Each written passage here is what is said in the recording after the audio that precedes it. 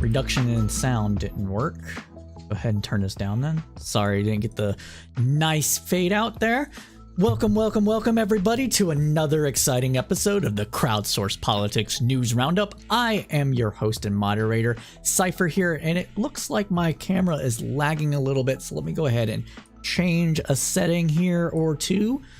Get that going. All right. Let's see if that helps. Yeah, looks like we're good on that now. Volume should be all right. Turn it down a little bit as it went up a little bit too loud. See if I get this camera pointed down just a tad.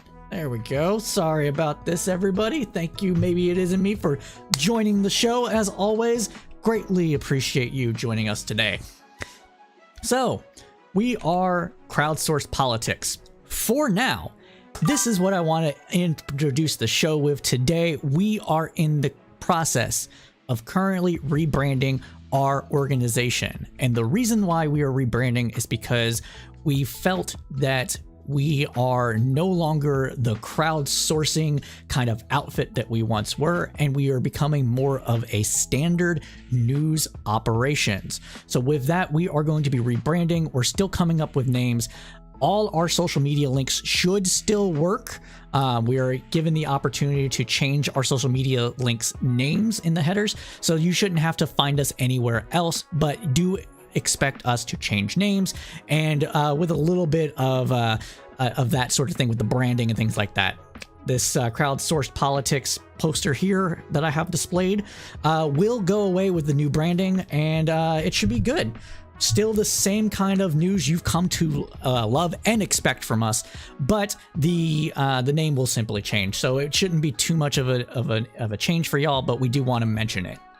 With some of our rebranding, we are going to start releasing small videos on YouTube and TikTok. So yes, we do have a member of our community is doing TikTok for us. They've created 2 videos so far, and we're going to watch one of those videos in this show, and it's fantastic. And that's the kind of stuff that we are doing here at Crowdsourced Politics.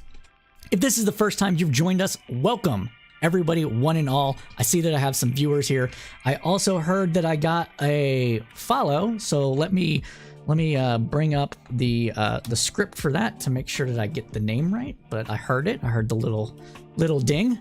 Anthony 1K 1995 was a previous follow. So who followed? Get that shout out in here before we get started. Blizza 81, thank you so much for the follow. I greatly appreciate it.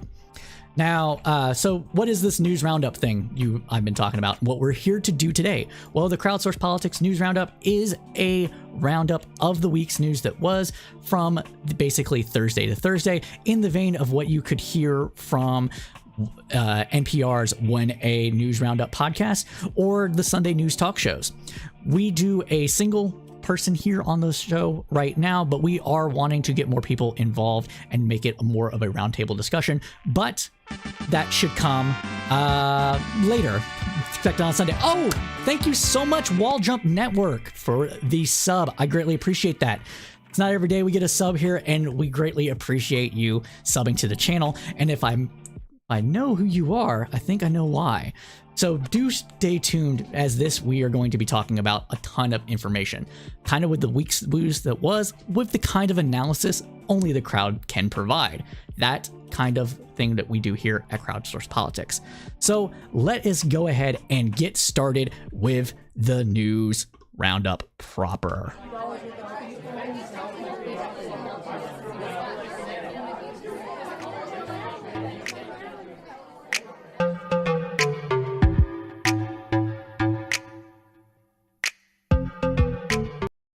All All right, welcome back, everybody. So at the top of the news hour this evening, we are going to start with Ukraine. Now, these updates are as of 4 p.m. Eastern Standard Time.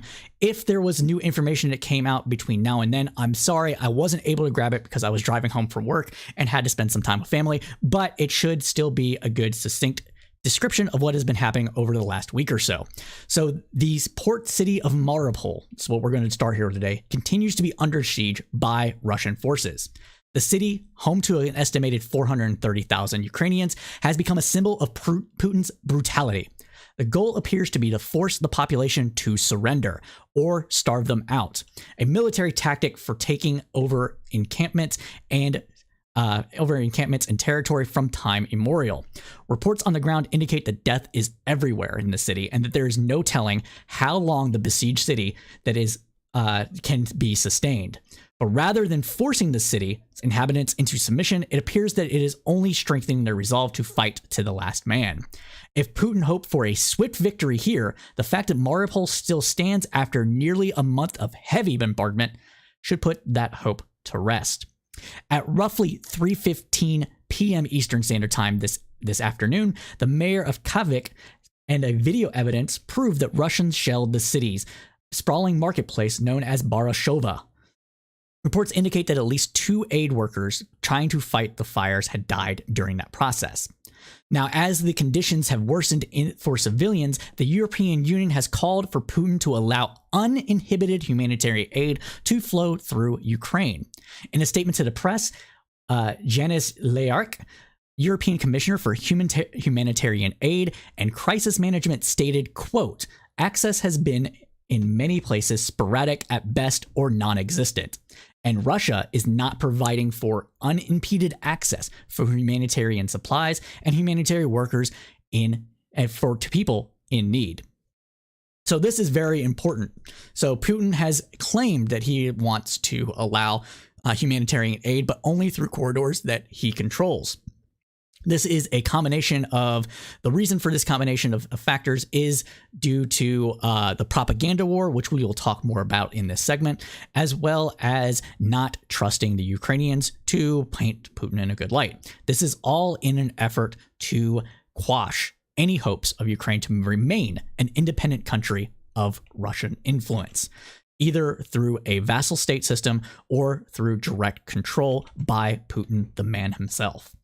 Now, as far as the U.S. is concerned, U.S. Democrats are now proposing legislation to remove credits given to U.S. companies who pay taxes in Russia. Under the current law, companies can claim taxes paid to other governments as a business expense, but 4 countries are not included: Iran, North Korea, Sudan, and Syria. Democrats aim to add Russia to this list to increase the squeeze of current sanctions and reduce American business participation within Russia. Additionally, Secretary of State Anthony Blinken repeated warnings to China.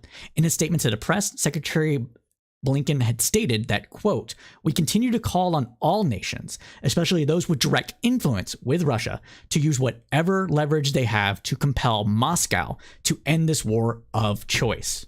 We believe China, in particular, has a responsibility to use its influence with President Putin and to defend the international rules and principles that it professes to support. Instead, it appears that China is moving in the opposite direction by refusing to condemn this aggression while seeking to portray itself as a neutral arbiter. And we're concerned that they've considered directly assisting Russia with military equipment to use in Ukraine. President Biden will be speaking to President Xi tomorrow and will make clear that China will bear responsibility for any action it takes to support Russia's aggression, and we will not hesitate to impose cost. For its part, China has denied all allegations that it had intended or was even asked by Russia to help Russia. So that is what we're seeing here as the updates that are as of today. Now, some of the other things that we want to talk about are possible propaganda that is happening on the ground. Oh, thank you so much, Julio. Appreciate the sub. My guy, thank you so much. It really does. We really do appreciate it.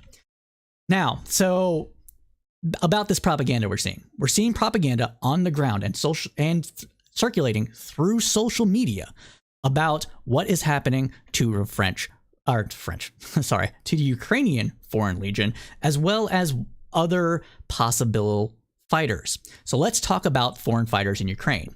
Now, we've reported previously that the war in Ukraine has attracted foreign fighters and volunteers of various kinds of aid for Ukrainians. Over the last week, we've also learned that Putin has employed similar efforts. According to 2 U.S. officials, Russia has asked China for military assistance, although details are scant. The request included both financial aid as well as drones. Chinese foreign military spokesman Zhao Lizang responded on Monday that, quote, the U.S. has maliciously spreading disinformation targeting China. China's position on the Ukraine issue is consistent and clear. We have been playing a constructive part in promoting peace talks. Putin spokesman Dmitry Peskov also denied the report, telling reporters that Moscow has the ability to continue, quote, the special military operation, the war of aggression, the illegal war, the immoral war against Ukraine, independently, absent any help from any other nation. Quote, Russia has an independent potential to continue this operation, and as we said, it is developing according to plan, and we will be completed on time and in full. Additionally, according to the Syrian Observatory for Human Rights, over 40,000 Syrian fighters have registered to travel to Ukraine to fight for Russia. The group includes members of the Al-Qatari militia.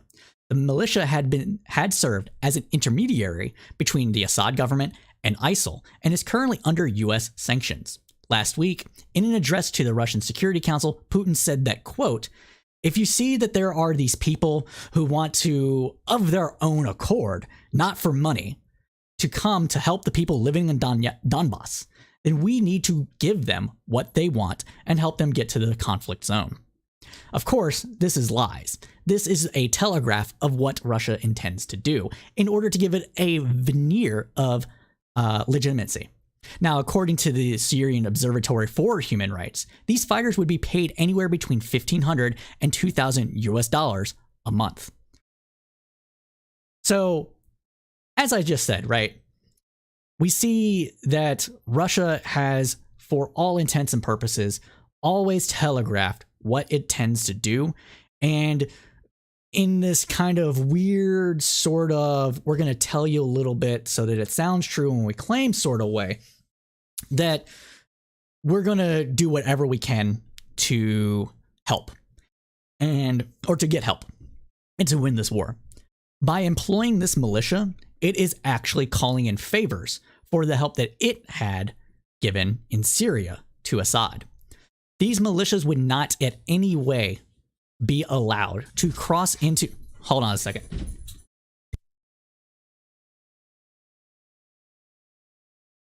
My dogs just ran in. 1 second. Sorry, guys.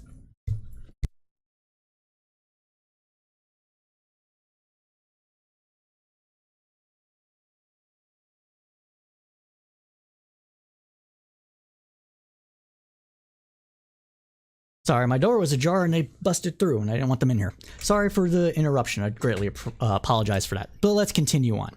So as I was saying, this is Putin calling in favors from the help that he gave to Assad. And these militia members would not be allowed to join Russian fighters in Donbass likely without Assad's approval. And so what Russia is doing here is laying the groundwork for a more robust offensive and in a way to tamp down on the casualties that Russia itself would face in the war. See, what we know is that Putin wants to be seen as the strong man in Russia. It is very important to him to be looked at upon as a true and great majestic leader, masculine, if you will. And if at any point it looks like he is losing and Russians are losing their lives in futility, well, we just can't have that. So, like the United States has employed mercenaries in the past for the same reasons, Putin is likely to also employ mercenaries here to give the illusion of not many Russians dying in the war and the cost of the war actually being lower than what it appears to be. So that is why we're seeing these things. And we just got another follow, so I greatly appreciate that as well. Thank you so much for the follow. I didn't catch the name though. Oh, Slayer Darth, thank you, and welcome to the News Roundup. We are just now getting into our talk about Ukraine, and so we hope that this will give you some information that you can use for this. Now, so this is Putin bringing in foreign fighters. So there are foreign fighters on the Ukrainian side as well.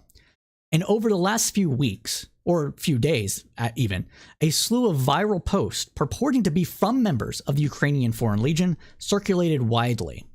The theme of these posts are the same. They claim to be from members, usually Americans, of the Foreign Legion and stress that the situation on the ground is much worse than what is being reported by official media sources. Now, while we cannot independently confirm the authenticity of this video, it is emblematic of what has been shared far and wide. It should be also stretched that such claims, coming from multiple sources, could be the work of a disinformation campaign to dissuade volunteers from joining and helping Ukraine as well. That isn't to say that this is at all untrue, but it needs to be taken with a grain of salt. Let's go ahead and watch that video now, which I didn't get going. Didn't pull up beforehand because I was late getting home from work. So 1 second, it's going to take me a second to get it over. Oh, come on, screen. Oh, right. Shoot.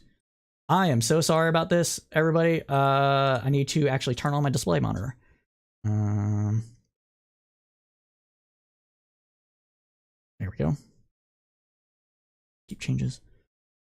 All right. So this. 1 second. We're going to get this up here quickly. Oh, that wasn't supposed to happen. Second monitor. Ah, there it goes. Ah, there we go. Look at that. All right. So this is a video shared on Twitch from this Kaczynski Ohana character. I'm going to say character because I can't verify his identity or anything. But again, this is emblematic of the things that were being shared across social media. And I think the first ones were shared actually on Reddit. So let's go ahead and listen to this in full. But remember, again, this has to be taken with a grain of salt because we cannot independently verify the claims being made within this video. So for any of you who are wondering what is going on, all right, we were part of the Georgia National Legion, the 102nd Ukrainian Territorial Defense, okay? Our base got fucked up. The base right next to us got fucked up. Americans, British, tons of British dead, all right? They're not saying nothing. They're counting our dead as their dead. They're trying. Now, this attack that is being referenced here is likely a true event. There has been reported shelling of the former base that U.S. military personnel were using to train Ukrainian forces. So that bit is probably true. Trying to send us to Kiev with no fucking weapons, no kit, no fucking plates. The people who are lucky enough to get weapons are only getting magazines with like 10 fucking rounds, okay? When they wanted to send us to Kiev, we said no. Our whole group. A bunch of Americans, Canadians, British. So they told us we had to get the fuck out or they were going to shoot us in the back. All right. So me, this British guy, and another American, we fucking hid in the back of an ambulance to get out. We got to the border and it was a whole nother mess. When you get to the border, anyone who has kit, anyone who has any military shit, they're fucking pulling you out of the line and they're sending you back to the front. We got dropped off about 5 clicks from the fucking, from the border, and we walked. And we get to the border, and this humanitarian group with a bunch of ex-SF veterans from England pull us to the side and say, you need to get, pulled us out and fucking, hit us. And they were like, you need to dump all your kit. They're pulling people out, cutting up passports, sending them back. So we dumped our shit. We got in all of our we got in Red Cross vests, and they had fucking humanitarian passes to get us through the Ukrainian border. People need to stop coming here. It's a trap, and they're not letting you fucking leave. The best way to leave is like in a Vic or a car or something. People who get on by vehicle have a better chance of hiding their fucking kit in the back, doing whatever the fuck they can, but do not try to leave Ukraine on foot if you're a volunteer. Honestly, if this is true, I'd rather that the guy would say to leave your kit with the Ukrainian forces, given that Russia is engaged in a campaign of aggression and illegal, immoral war against Ukraine. So that's one thing that I'd like to call out to this here. It's a mess, and it's a trap, and I have multiple people who can confirm this story for me. So that is the conclusion of this video, and we will be showing another video here shortly, but I want to do a little bit of talk here with that. But first, we had a comment from let me see, I can't read your name, Slayer Darth, and I couldn't actually get your comment on the screen because it didn't load for me, but asking, do you think that the Wagner group might get involved in Ukraine or is currently involved? The answer is yes to both. It is currently involved. There are reports, and independent media has verified this with by verifying images from Ukraine of suspected Wagner group members that they are actually operating within Ukraine. And it is likely that they will continue operations and increase operations with more supplies and people in the next few weeks. The goal of Russia seems to be right now to destroy or force cities to surrender. And then once that is done, it is going to be boots on the ground, thugs on the ground to enforce law and order in the vein that Putin wants. It is very possible that these groups, such as the Wagner group, will be those people that will be part of Putin's initial force into Ukraine once the cities come under his control. So there is no reason to think otherwise as of right now. Now, continuing on though. So in response to the claims in the video that we just watched, our man purporting to be an American volunteer with the Georgian Legion in Ukraine has said that the cutting up of passports has been widely fabricated. We will watch this video now that had been dropped to us from also Twitter, but from a known journalist, Cassie Dillon. So we will be watching that video now. So hold on a second. Right. There, it should be up now. All right, we can play. Hello, Harrison Josefowitz here, Georgian Legion here. What we can say is whatever may or may not be circling right now from Henry Locke, it is completely false. No threat ever was made by the Georgian Legions as us, as a humanitarian organization working directly with the Georgian Legion, was ever threatened. No Georgian Legion ever threatened us with a rifle or anything of that nature. The leader of the Georgian Legion, Mamuka, I had a conversation with him. I expressed my concerns for my humanitarian organization, that the military base that we were using, that they offered to us, was not the best place to have a humanitarian non-combat element. Now, yes, there is a part of my organization that we can get into contact with direct action groups if that's what they want to do. So with that being said, we came to the agreement that it was best for both of us for us to move off the Georgian Legion military base. With that being said, we still have a very, very professional relationship with the Georgian Legion. We have plenty of shipments of everything that they've ever needed coming in. I can't give specifics for OPSEC, but yes, we do have, we're still giving them loads and loads of gear, armor, medical supplies, everything. All right, we're going to actually call it there for now. Now, the reason that we brought this up is that we need to stress that because of how fluid the situation is on the ground and how easy it is to spread propaganda online, anything not verified by reporters on the ground should be taken with a grain of salt. There are too many lies going around now to separate truth from fiction on many of the things like these two videos. In fact, propaganda is widespread on both sides, and that makes perfect sense. This is a war, and part of the ability to win a war is to maintain messaging, command and control, and getting people onto your side. Now, with that said, what we can confirm, though, is that volunteers with the Ukrainian Foreign Legion have been asked to sign indefinite contracts, which was mentioned in the first video that we saw.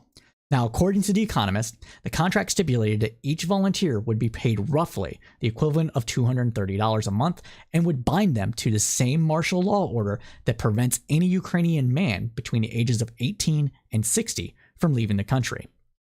A source in the a source in the Ukrainian Ministry of Defense told The Economist that the contract was for an unlimited period, but in practice, those who no longer wish to fight could apply for and be granted a discharge. Additionally, the hurried nature of trying to secure recruits and the slapdash nature of creating the Legion has not led to good utilization of people's skills. Recruits have claimed that regardless of experience, all would only get between 3 to 5 days of training and then would be sent directly to the front lines. Since these initial reports came online, the Ukrainian defense applications for recruits have then begun to ask candidates whether or not they had military, combat, or medical experience.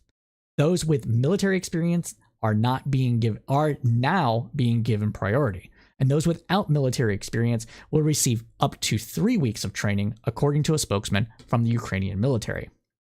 Now, furthermore, Russia will consider any foreign volunteer in Ukraine to be a mercenary. Mercenaries, it should be noted here, are not awarded the same protections as military members under the Geneva Convention of Armed Conflict. It would not be surprising for any US volunteer to be treated like a foreign spy by the Russian military if captured. So what does this mean for you? What this means for anybody that is thinking about going over there, they need to have all this information to make an informed decision.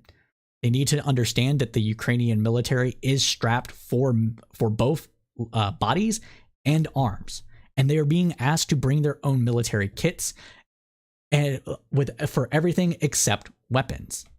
It also means that in any modern conflict, the onerous of the decision, the moral decision to get engaged or not engaged in a foreign conflict is really left up to a state government, a national government. The reason that I say this is because a single person in a modern conflict is not necessarily going to be at all able to influence the direction of the war. And in a war of aggression, such as what is happening in Ukraine right now, the likelihood of death is very high for any volunteer, especially when the opposing force, when the defending force is strapped as the Ukrainian army. So if anybody tells you online that you need to sign up, if you are suggesting that the US military gets more involved, that your country's military should get involved more fully, do not let them shut you down because of this.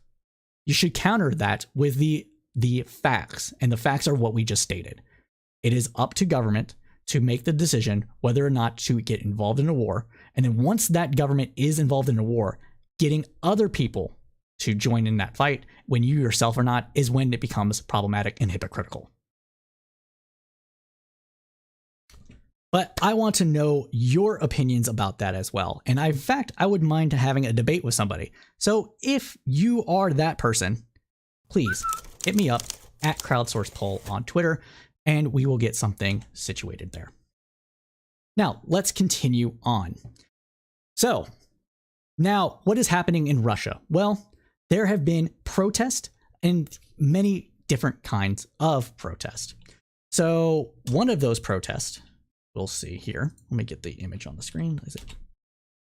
Oh, wait, it's Control-Alt-Down. There we go. Oh, no. Oh, blue. Okay, hold on. My new slides aren't working. There we go. I'll have to do that manually. All right, let's talk about this woman. So, a woman holding a handwritten sign interrupted Russia's Channel 1's live evening news broadcast to protest the war, in which the sign reads in English and in Russian, "No war. Stop the war. Don't believe propaganda. Here, they are lying to you. Russians against war." The woman has since been identified as Mariana Ovsenkova, an editor for Channel 1. Shortly after the protest, a pre-recorded video began circulating on Russian social media and Facebook of the woman explaining her actions in her own words. Let's watch that video and I will read a translation of said video.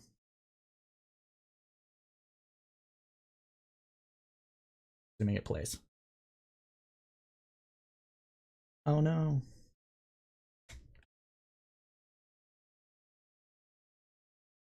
Oh. Okay. It might not play, and I don't know why. I have internet. I have internet. All right.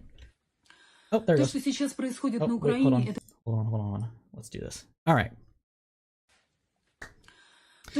What is going on? Hold on. I need to turn this down a little bit. All right.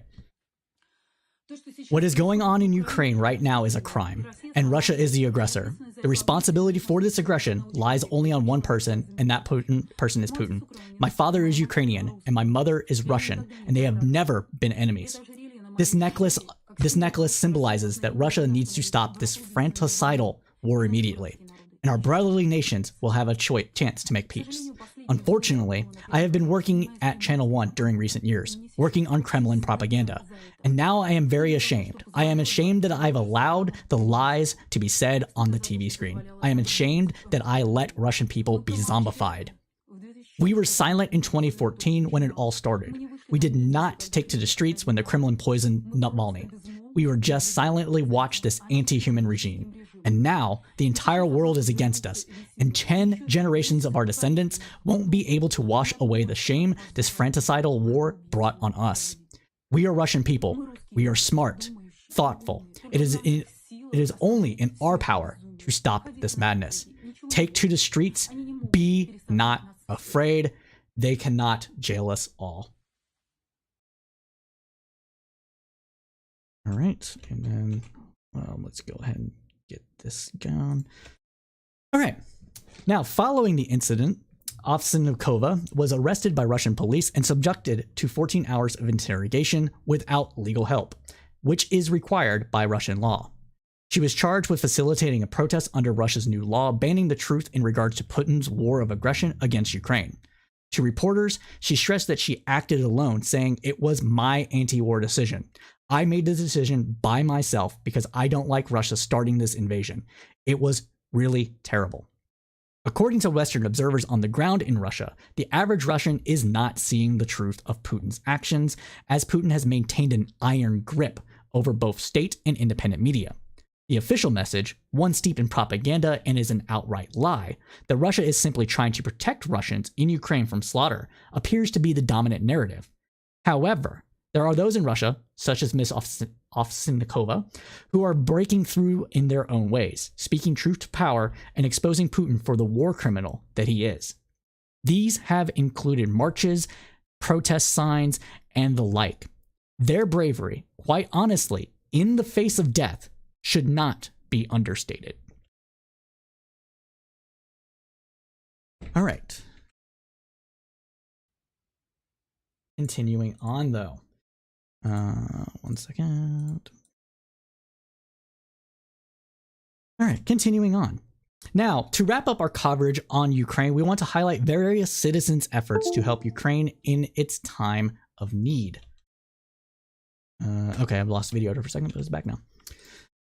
Members of the Twitch community have stepped up to do their part. Friend of the show, Connor, aka Counterpoints, hosted a charity stream to raise money for Come Back Alive, a direct military aid organization established in 2014 in response to Russia's initial invasion. The charity stream raised a total of $4,000 to help supply the Ukrainian military forces with much needed arms and other equipment. Bosch also hosted a charity stream for Project Hope, a nonprofit organization that provides medical aid. The total amount of money raised during his charity stream exceeded $300,000. Both efforts are commendable, and we at Crowdsourced Politics are elated that these are happening, but more needs to be done. In regards to doing more, logistics company Meast America Inc., a freight delivery service that specializes in shipping goods to Ukraine and other Eastern European countries, has also stepped up. Since the start of the war, Meast has become a de facto Ukrainian outpost, stopping deliveries to Russia and reconfiguring its entire business to prioritize supplies for Ukraine, even changing the on-hold music to play the Ukrainian national anthem. Many of the workers are either from Ukraine or related to those who are, and Meats is Ukrainian for the Ukrainian word for bridge. As of Monday, Meats had delivered over 1,500 tons of humanitarian aid to Ukraine. And finally, similar efforts are being undertaken now by a new group called Ukraine Supply. Ukraine Supply is dedicated to providing non-lethal military and medical aid to Ukrainian front lines. We at Crowdsourced Politics were alerted to this organization by a member of our community who's directly involved. Stay tuned to this channel and the Ukraine Supply website for more updates in the future.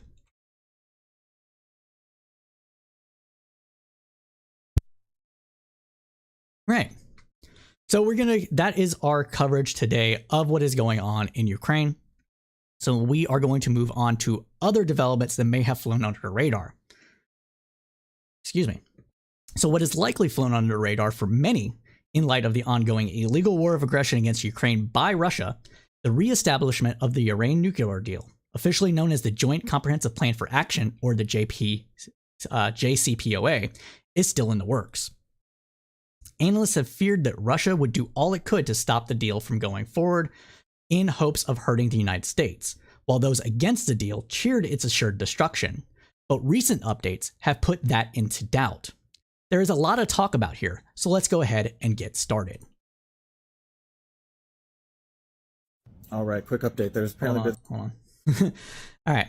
Since this, over this past weekend, as reported by a colleague, Sean, Iran launched several missiles at a sprawling U.S. consulate complex in the northern Iraqi city of Erbil. Let's watch that report. some missile strikes on a U.S. consulate building in Iraq and also a nearby U.S. airbase. These are unconfirmed reports, but this is what you're going to see in this footage. We will let you know once this is confirmed.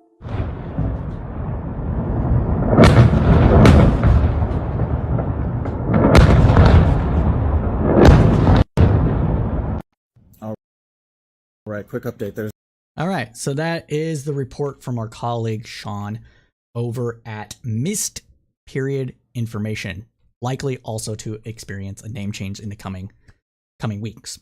Now, since this report, Iran has officially claimed responsibility for the missile attack, saying it was in retaliation for an Israeli strike in Syria that killed 2 members of its Revolutionary Guard. For those that may not know, the Iranian Revolutionary Guard is a vanguard force within Iran's military. It is a combination of special forces, paramilitary organizations, and spying agencies, as well as coordinating different groups similar to what the State Department might do in the United States, but with a bend towards military more than likely. So now, luckily, no injuries were sustained from this attack. While it is likely that it was primarily in retaliation for the Israeli attack, it cannot be overlooked that the attack happened while progress on the deal has come to light. The Iranian Revolutionary Guard Corps is one of the most conservative groups within Iran, and it seems to be one of those groups that actually wants Iran to get nuclear weapons. If that is the case and they've launched these attacks with hopes of scuttling the deal, it appears that this attack has not done that. Now, meanwhile, former and disgraced Prime Minister Benjamin Netanyahu of Israel used this attack to again rail against the Iran deal on Twitter. Let us also watch that report.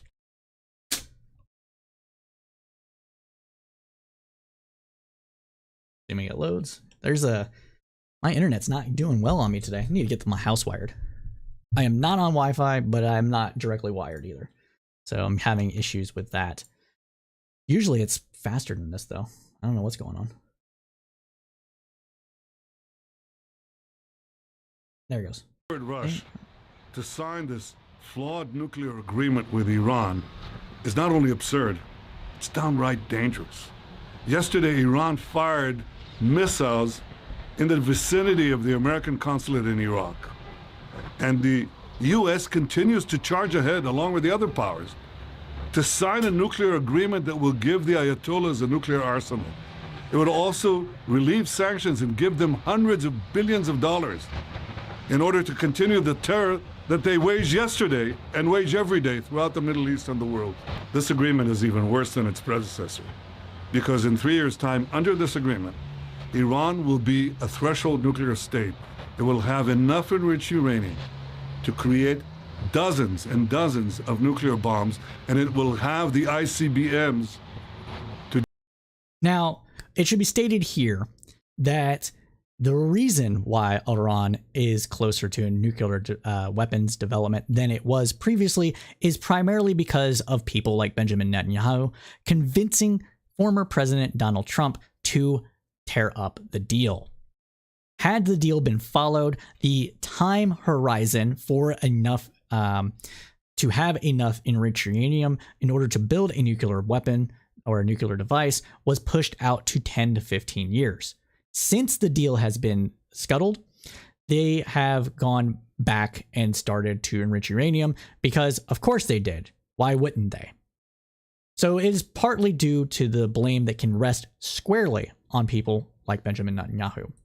Let us let him finish, though, what he is saying. To deliver them to any place in the United States. That is unbelievable. It's not merely unacceptable. It endangers not only my country, Israel, but your country, the United States, and the entire world. We should not... So, and it needs to be mentioned here that since he has been ousted as prime minister and lost his election, he is more geared towards an American audience and the American Jewish audience, the conservative American Jewish audience, in order to influence American politicians. He does not have the pull and clout he once did within Israel, so he's hoping to establish himself to have that same kind of pull and clout within the American political establishment. And among Republicans, especially evangelicals, he finds friends aplenty. Not let an aggressive, rogue, terrorist regime like Iran have nuclear weapons. Have we learned nothing? So that is what Netanyahu has stated. Now, it is important to note here that Netanyahu has been adamant in his opposition to the deal from the start, even before it was even thought to be a possibility. He has used every provocation, regardless of how minor, to rail against the deal.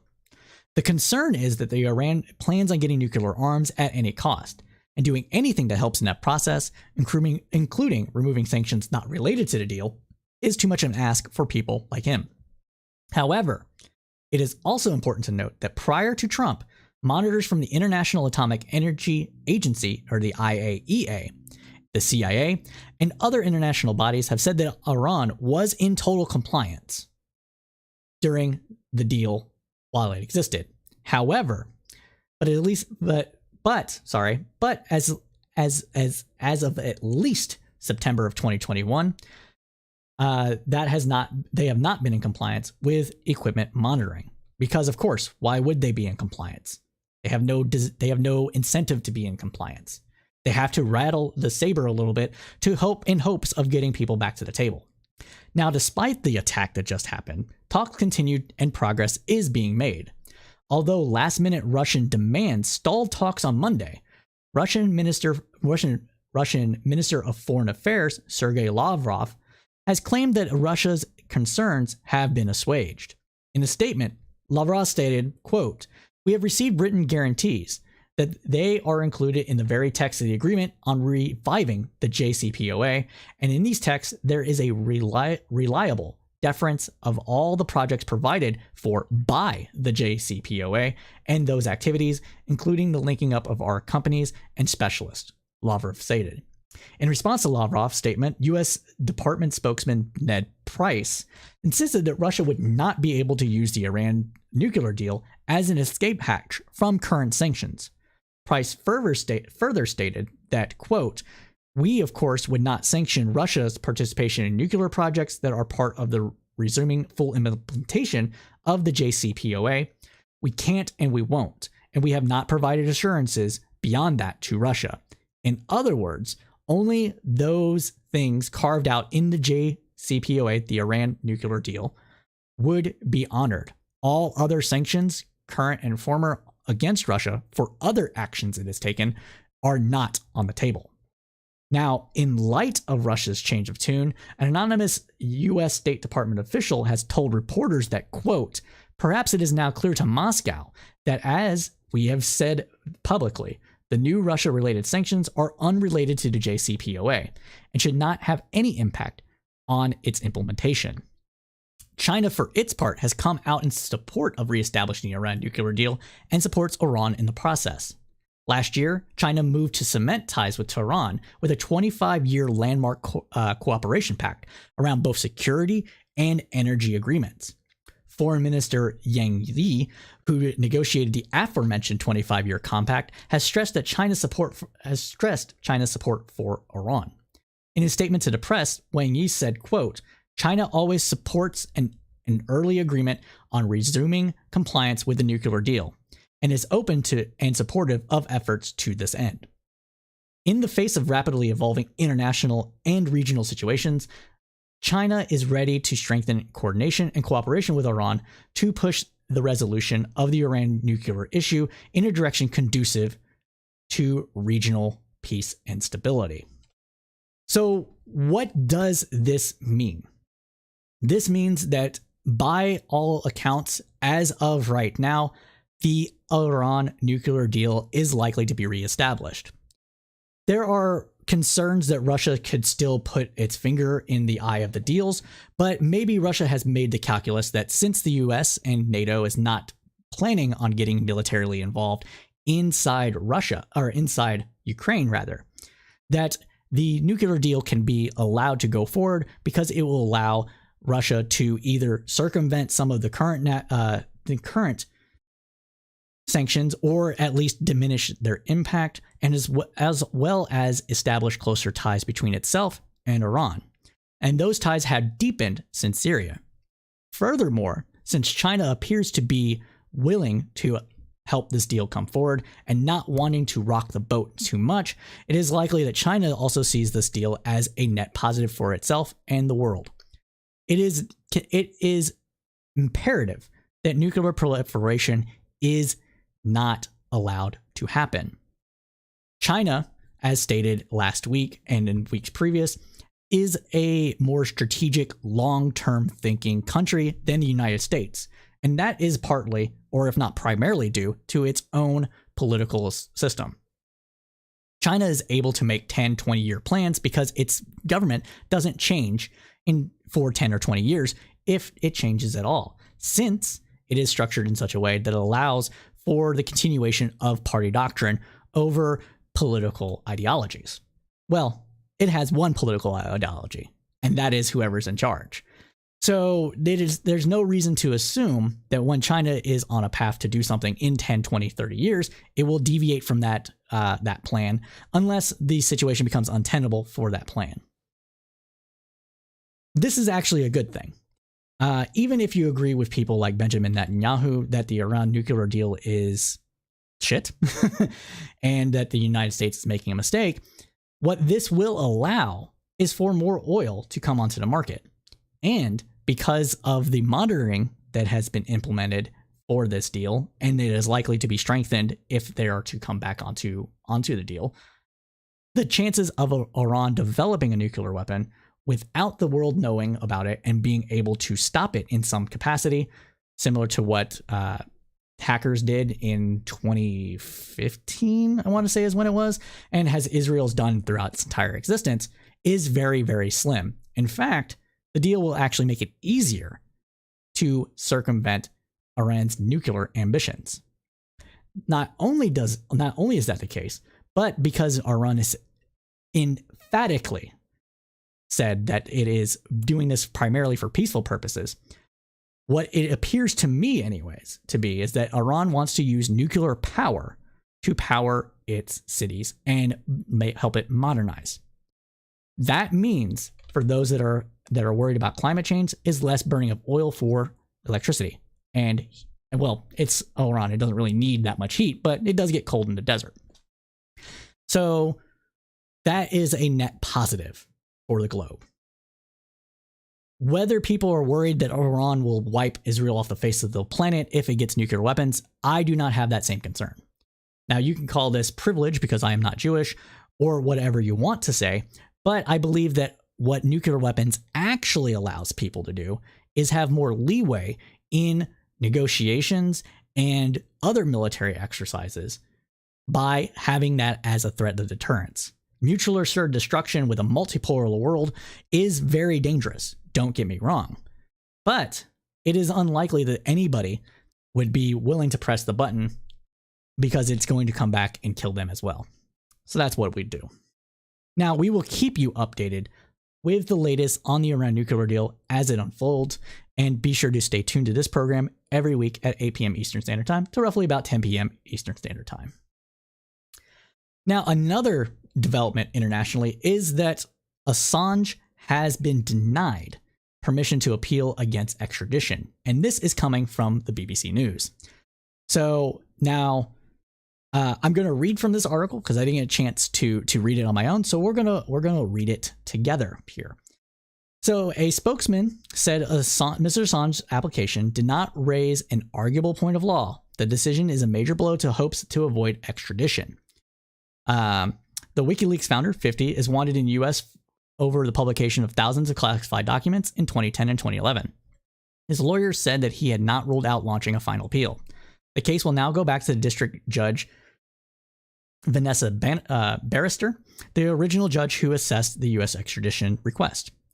Home Secretary Priti Patel is then expected to make a final decision. If she approves the extradition, that is the stage where Mr. Assange could make his fresh challenge, said his lawyer, Bringingberg Pierce. Mr. Assange faces an 18-count indictment from the U.S. government, accusing him of conspiring to hack into U.S. military databases to acquire sensitive secret information related to the Afghanistan and Iraq wars, which was then published on the WikiLeaks website.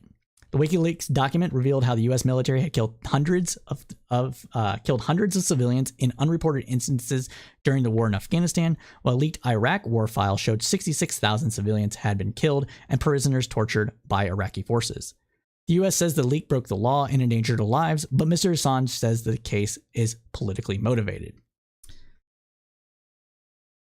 Continuing on,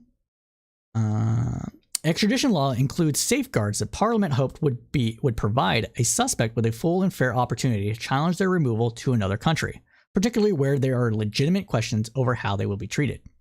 The Supreme Court's decision underlines that past controversies over conditions in the U.S. most secure jails and the manner in which it provides assurances over humane treatment are, in legal terms, a settled matter for our law.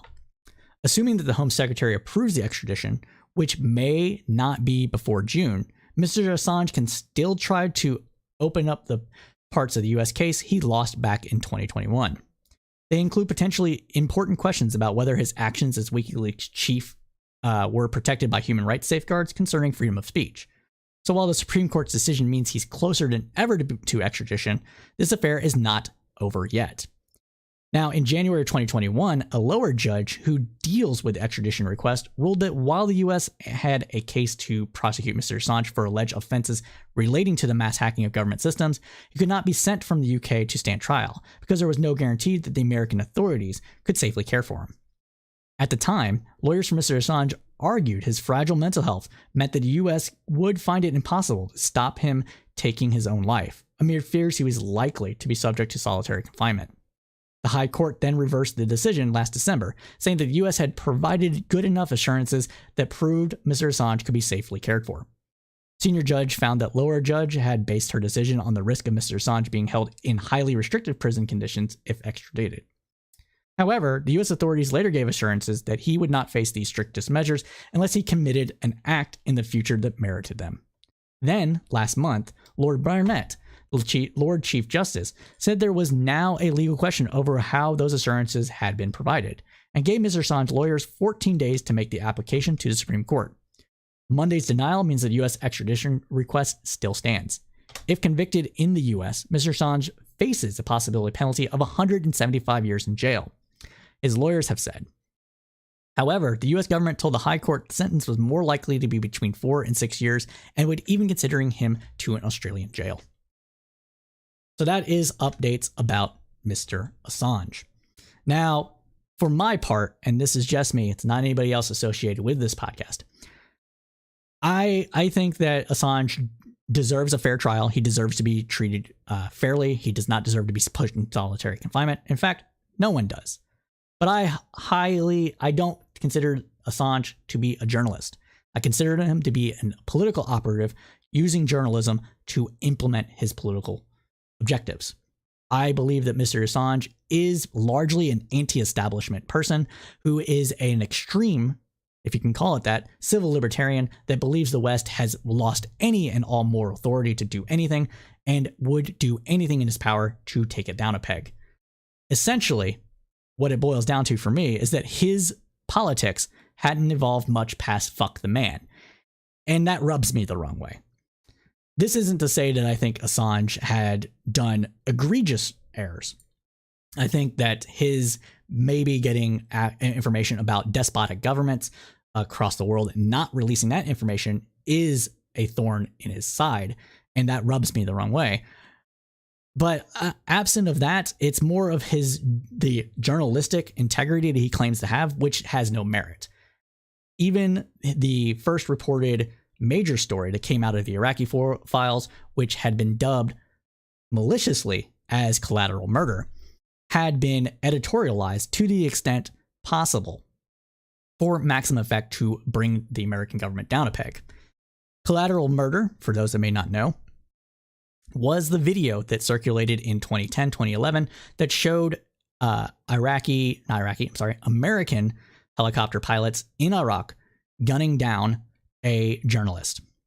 For those that didn't watch the video actually shows that it was a fog of war situation and that the US military followed standard rules of engagement. While the act of the war of Iraq itself may not be legally justified and you can find it morally reprehensible, lying about the actions that took place on that day are also morally reprehensible and serve no just purpose. So that's where I'm coming from this. Do I think Assange deserves prison time? I do. Do I think that he deserves prison time for being a journalist? No. It is his actions in trying to get military secrets that broke the law in a legal way, and it's by all measures theft, and his propaganda that makes me believe that he deserves jail time. So that is where I'm at with that. You can disagree with me all you want, yell at me, that's fine. All right, let me stretch a little bit here. All right, but that's all I'm going to say about Julian Assange. Now, we also have more news for you about COVID. Now, it has been a while since we have given any update on the COVID-19 pandemic. The primary reason why we have not discussed this much in recent weeks is that the Omicron variant wave peaked and waned across the globe. It had appeared that we had moved from the pandemic stage to the endemic stage of the virus.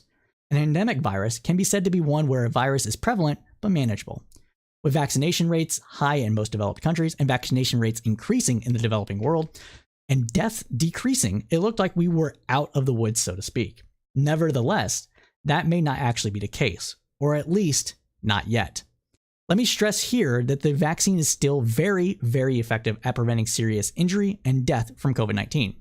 While the information we are about to share with you is important and it may raise caution among some of you, it is absolutely no cause for panic or even an increased sense of dread. With that, let's deliver the news. Now, across the world, cases of COVID-19 are on the rise once again. China is currently experiencing its worst outbreak since the country implemented draconian measures to prevent the spread of COVID-19, with 400 confirmed cases since February. China is not taking any chances, despite the fact that these numbers are far less than what other places are experiencing. In response to this, the city of Shenzhen, often referred to as the Silicon Valley of China, has instructed businesses not involved with essential public services to suspend production or have employees work from home for a week starting this past Monday. Furthermore, Shanghai has reverted schools to online instruction as well. The supply chain will experience further disruption should this measure last longer than a week. Meanwhile, Germany, Italy, and Scotland are also seeing a surge in cases, with Germany reporting 1,543 cases for every 100,000 people, Italy reporting 629 new cases per 100,000 people, and Scotland reporting 526 cases for every 100,000 people. What is driving this surge in COVID-19 infections is the Omicron BA.2 subvariant. This subvariant is a, quote, variant of concern for the CDC. While early studies point to BA.2 being more contagious, the World Health Organization has stressed that it is not more virulent or harmful, and therefore does not warrant a separate designator like Delta or Omicron. The positive aspect of this more contagious variant is that it could actually be a boon for those scrambling for courses of the Shield, an antibody drug manufactured by AstraZeneca to protect immunocompromised people. The antibody treatment is made by using B cells from recovered COVID-19 patients. Hey, thanks for the donation, Walljump. Appreciate it. So, what that means is that more people recover from COVID-19 and are fine. We're able to make more of this drug, and that drug will help people that are immunocompromised to boost their immune systems. And this new prophylactic, so to speak, is longer lasting than previous ones, and so it is better for people. Now, so again, while this information is important, it is not necessarily cause for increased concern. So yes, that's what we have going on in the world, and now we are going to transition over to national politics with the start of Judge Ketanji Brown Jackson's nomination. Now, Judge Ketanji Brown Jackson's confirmation hearing in the Senate is scheduled to start next Monday, and senators from both sides of the aisle have telegraphed what they plan to focus on during the confirmation hearings. Make sure I'm not missing any comments. Okay. The biggest point of contention will surround her work as a public defender. One such instance was her role representing detainees of Guantanamo Bay. The Republican National Committee referred to her work as, quote, advocacy for terrorists, going beyond just giving them a competent defense. Mitch McConnell has also claimed that she is a soft-on-crime progressive. Democrats, though, are expected to defend her record and look at it in a positive light, as well as talk about the historic moment of seating the first black woman on the Supreme Court.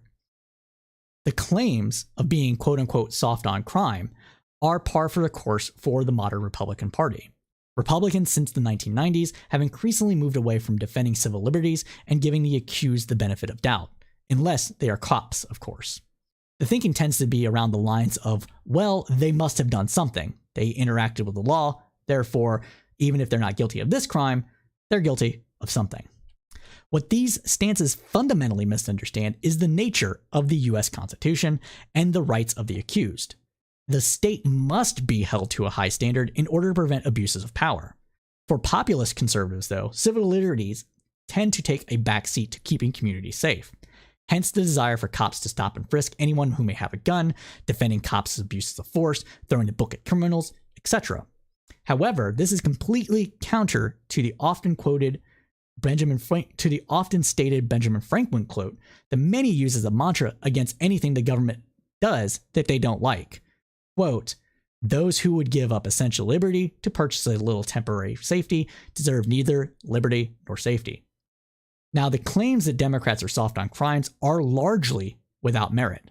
There is some minor movement away from overly harsh sentencing, though. As we will see later in the roundup, Democrats have largely supported measures that give police tools to fight crime in a proactive manner, but are simply a little more measured in their response. And in recent years, have pushed for being quote-unquote smart on crime, with reformers like Kamala Harris and the progressive DA of Pennsylvania, Larry Kreshner. One doesn't need to practice messy policies, such as zero-tolerance policing of the 90s, to combat crime.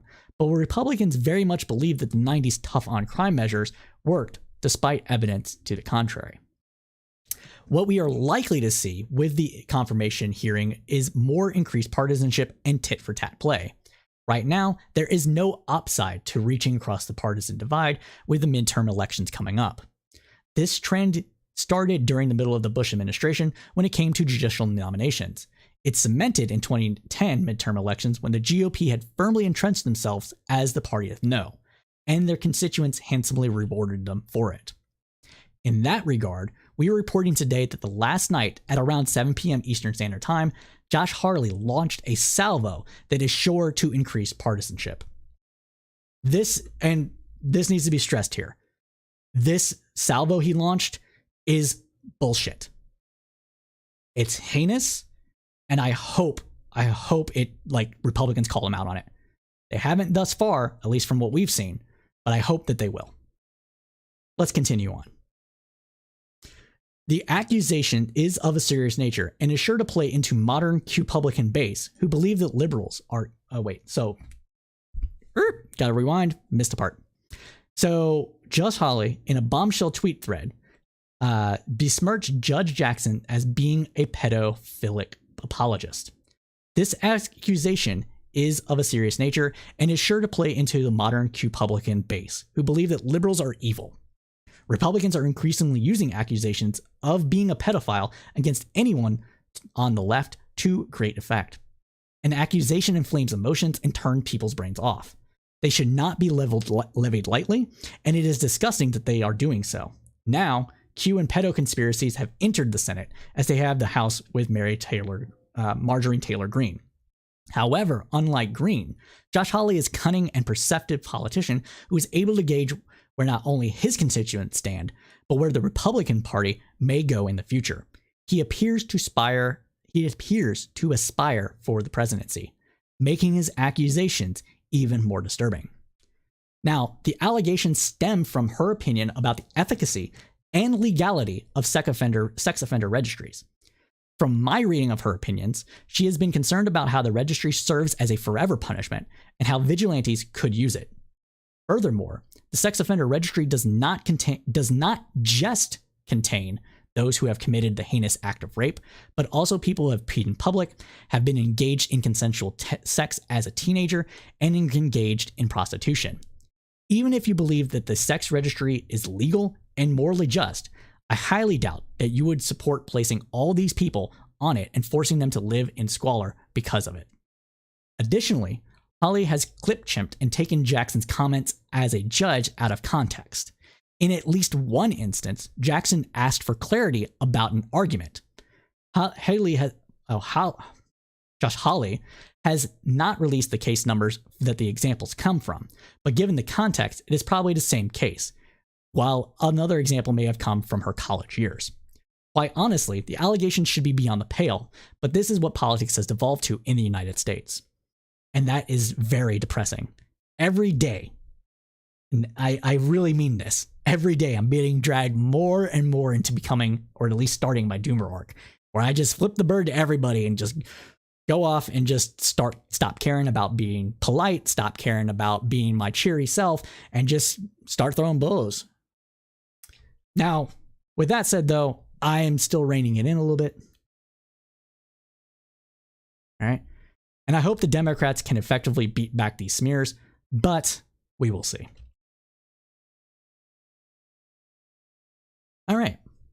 So let us continue on now with information about January 6th. We at Crowdsourced Politics have been reporting on updates for January 6th at least once a month as new allegations and new revelations have come to light.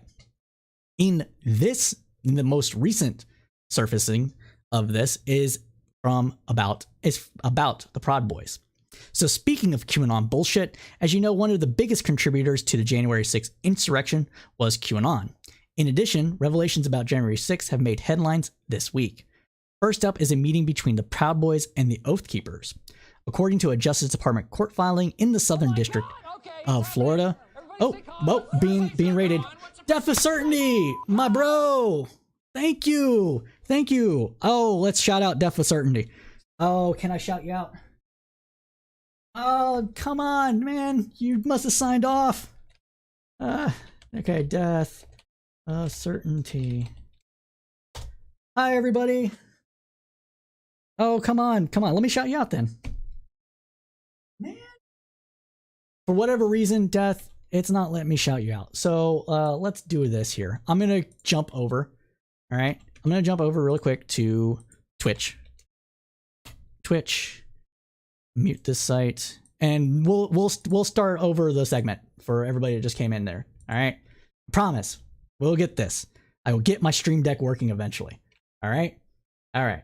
So everybody that is watching here that hadn't been watching from the raid we just got from Death with Certainty, please go follow him now. He is good people, very knowledgeable, good dude. Tries to report the news similar to the way I do, and that's why we love him. So, welcome everybody. If you are just joining us from this raid, or you were joined us previously, this is the Crowdsourced Politics News Roundup. I am the host and moderator of the Crowdsourced Politics Cipher, and we do this roundup every Thursday from 8 p.m. Eastern Standard Time to roughly about 10 p.m. Eastern Standard Time, providing you with the kind of analysis only the crowd can provide.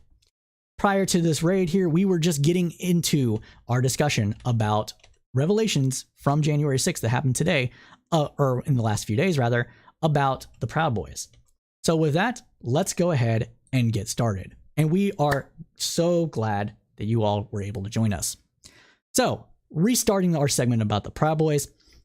Speaking of QAnon bullshit, as you know, one of the biggest contributors to the January 6th insurrection was the conspiracy of QAnon. In addition to revelations about in addition, that's a typo. So from this, we have got additional revelations about January 6th that have made headlines this week. First up is a meeting between Proud Boys and the Oath Keepers. According to a Justice Department court filing in the Southern District of Florida, a documentary crew was present and obtained audio of the meeting between the leader and founder of the Oath Keepers, Elmer Stewart Rhodes, and the leader of the Proud Boys, Enrique Tarrio. The meeting took place on January 5th in an underground parking lot in Washington, D.C. During the meeting, Tarrio had claimed that he cleared all the messages from his phone before being arrested and that no one would be able to access his phone because it required 2 steps to get in, possibly alluding to a 2-way authentication system. Additionally, the court filing claimed that Tarrio maintained command and control over Proud Boy leadership within DC on January 6th through messaging apps despite losing access to his phone due to his arrest on January 5th. One such message posted to Proud Boys leadership channel known as MOSD leaders and members read that, quote, "Everyone needs to meet at the Washington Monument at 10 a.m. tomorrow morning. Do not be late. Do not wear colors. Details will be laid out at the pre-meeting. Come as a patriot." Now, the Justice Department made the filings in an effort to keep Tarrio in detention pending trial. While Reuters was first reported the meeting between the two groups' leadership last month, the new information revealed in the court filings shed new light on and exposed the extent of the Proud Boys' planning of January 6th. In fact, we actually should read some of this filings here together to order to give a clear picture of just what we are talking about. And it's always better to have it directly from the horse's mouth. Oh, what was that? Hey, thanks for the donation. Appreciate it.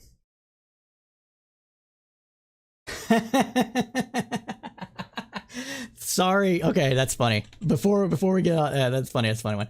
So I heard Revelations, and I thought this was going to be a Bible study. I was eyeing the X on the browser. Sorry about that, Goth Gash. No, you get it though. You get it.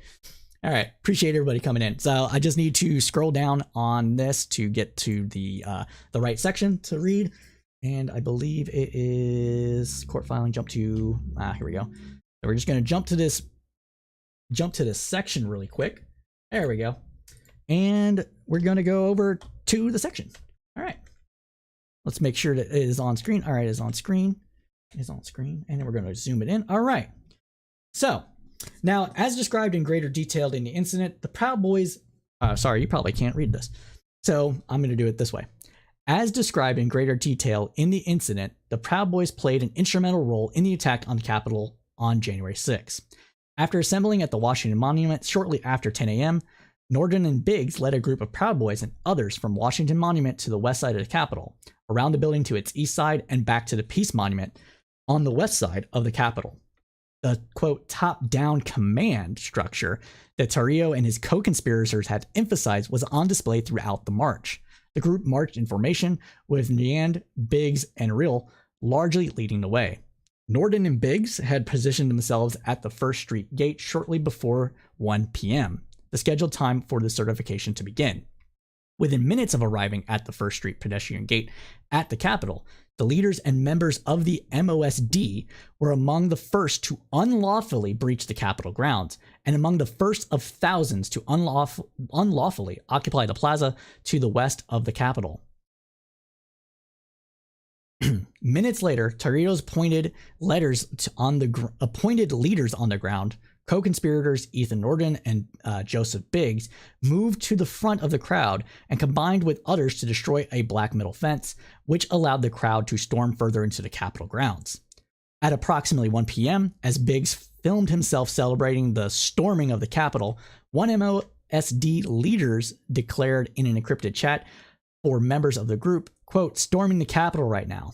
Nearly 1 hour later, MOSD leaders and members, including co-conspirators Biggs, Donohoe, and Pazzola, were among the first to overrun a police line leading from the West Plaza to the Upper West Terrace, closer to the building itself.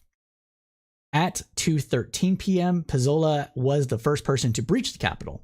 Pazzola used a stolen Capitol Police riot shield to break a window adjacent to the Senate wing door on the Upper West Terrace, which allowed the first members of the mob to breach the interior of the Capitol. The Electoral College certification was almost immediately halted. Make sure this was the right section. Yeah. So we're going to read a little bit more here. We're going to read this section too. Now, Tarrio incited, directed, and admitted responsibility for the MOSD's attack on the Capitol. Just over 20 minutes after Pazzola breached the Capitol with a riot shield, Tarrio made a public post on social media that read, quote, after I finish watching this, I'll make a statement about my arrest, but for now, I'm enjoying the show. Do what must be done. Hashtag we the people. At 2:38 p.m., Tarrio made a public post on social media that read, don't fucking leave.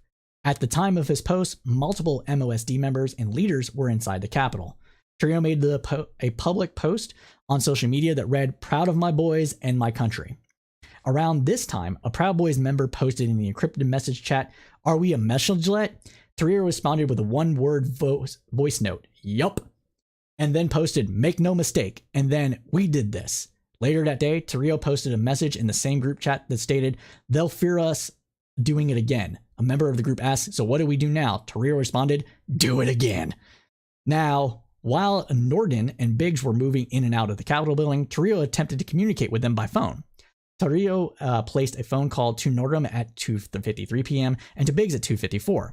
Biggs had a 42-second call with Tarrio at 2:54 p.m.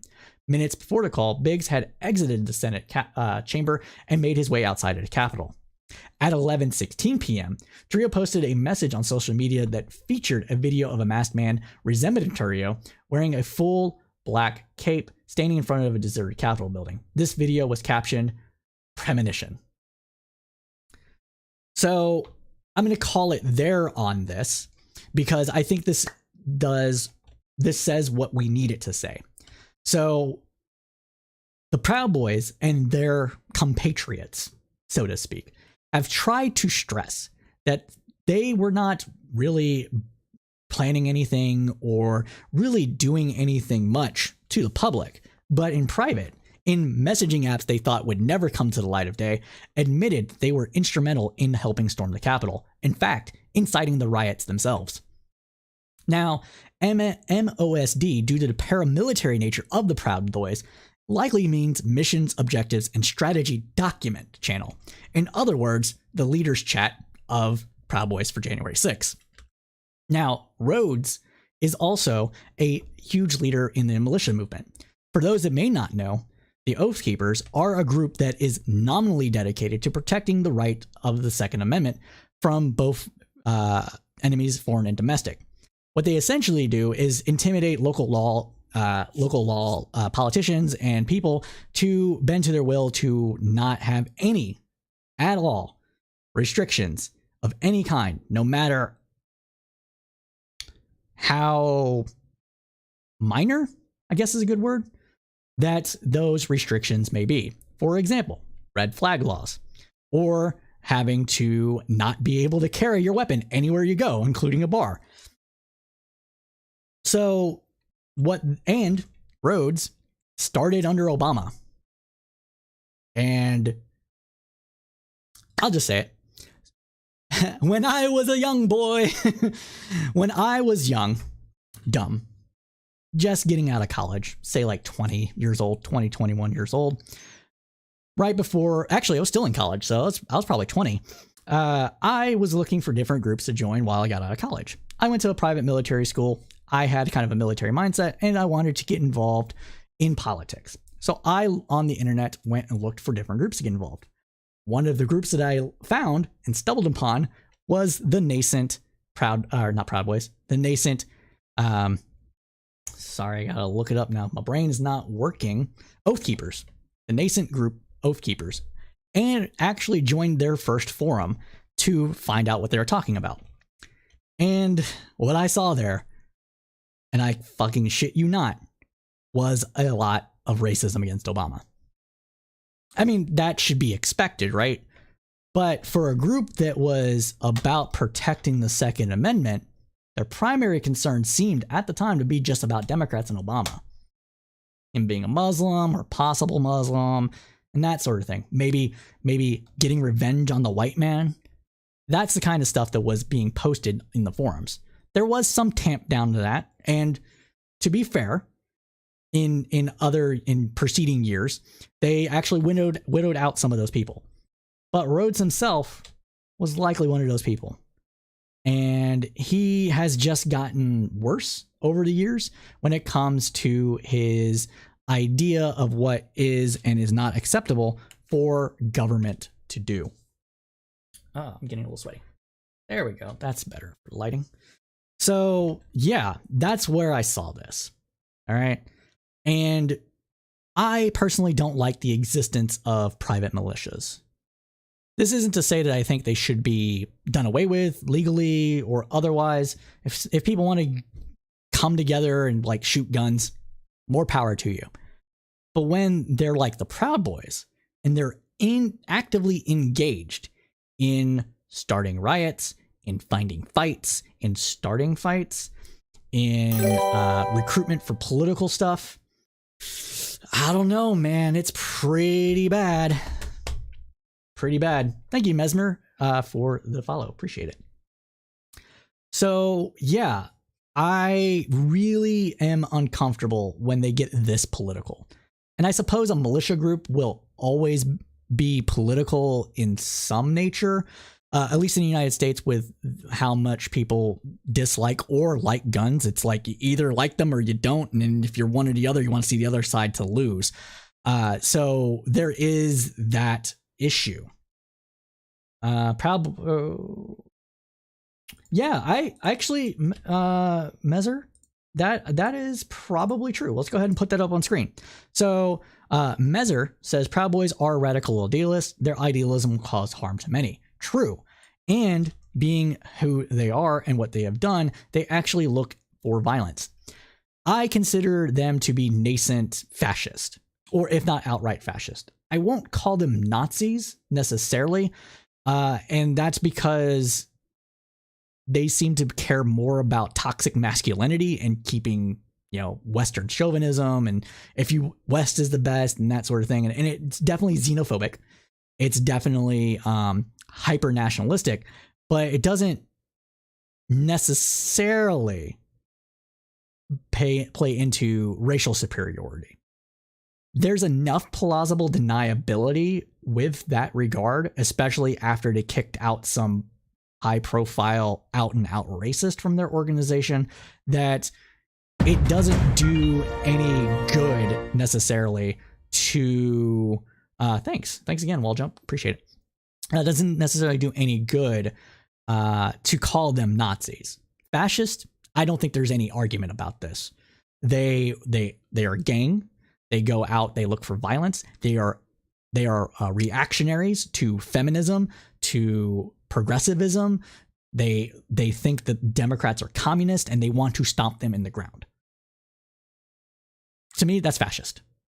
And it's the hallmark of it. And they claim to be for free speech and all this other stuff, but they're against talking about LGBT rights. They're against talking about trans rights. They're against moving the ball forward culturally. In fact, they're very culturally regressive. And that makes them more towards the fascist side than it is for like a standard run-of-the-mill Republican.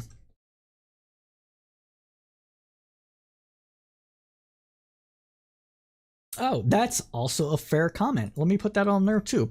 Also coming from Mezer, it's easy, quote, to call them Nazis because of the associated level of hate and anger against Nazis. Therefore, people will associate the same level of hate and maliciousness with the Proud Boys and duly acceptable. Yeah, that's fair. But for me personally, I'm not going to make that judgment.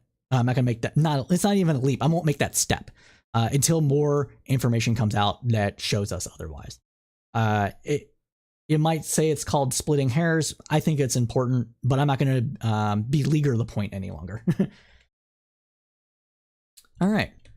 But that is what we have for the Proud Boys. Now, we also have other news coming out of the January 6th Commission. And this bit of information is actually very interesting. So in a last-ditch effort, the RNC, the Republican National Committee, has decided to sue its own email service provider, Salesforce. And you know what? I made the graphics. I'm going to try to get them up here. It didn't work for me very well, so let's control. There we go. There we go. Salesforce. Look at that. It's the next one on there. So they're suing Salesforce to prevent turning over information to the Select Committee. The Select Committee is interested in the Salesforce data to gain a better understanding of how false claims of election fraud were used to raise money for Trump-aligned political efforts.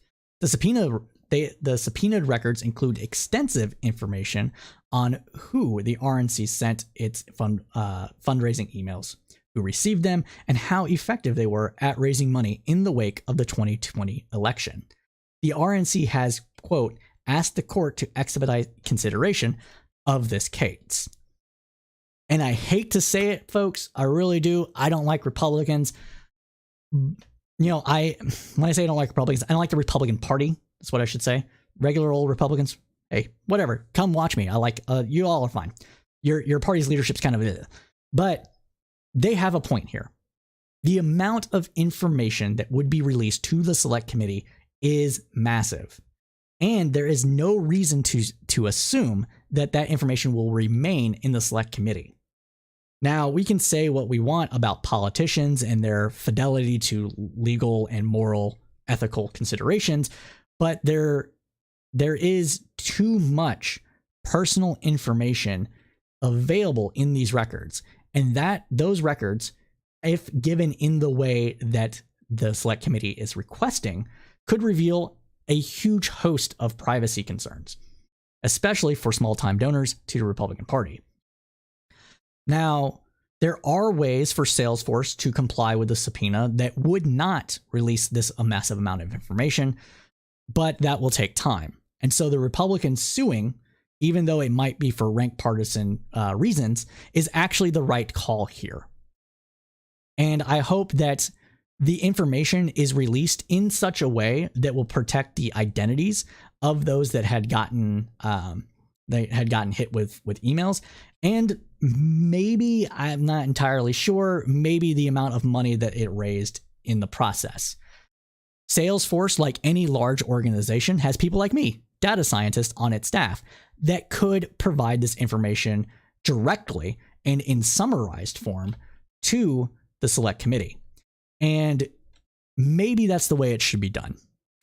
I am not a judge, though, and I am not a legal expert.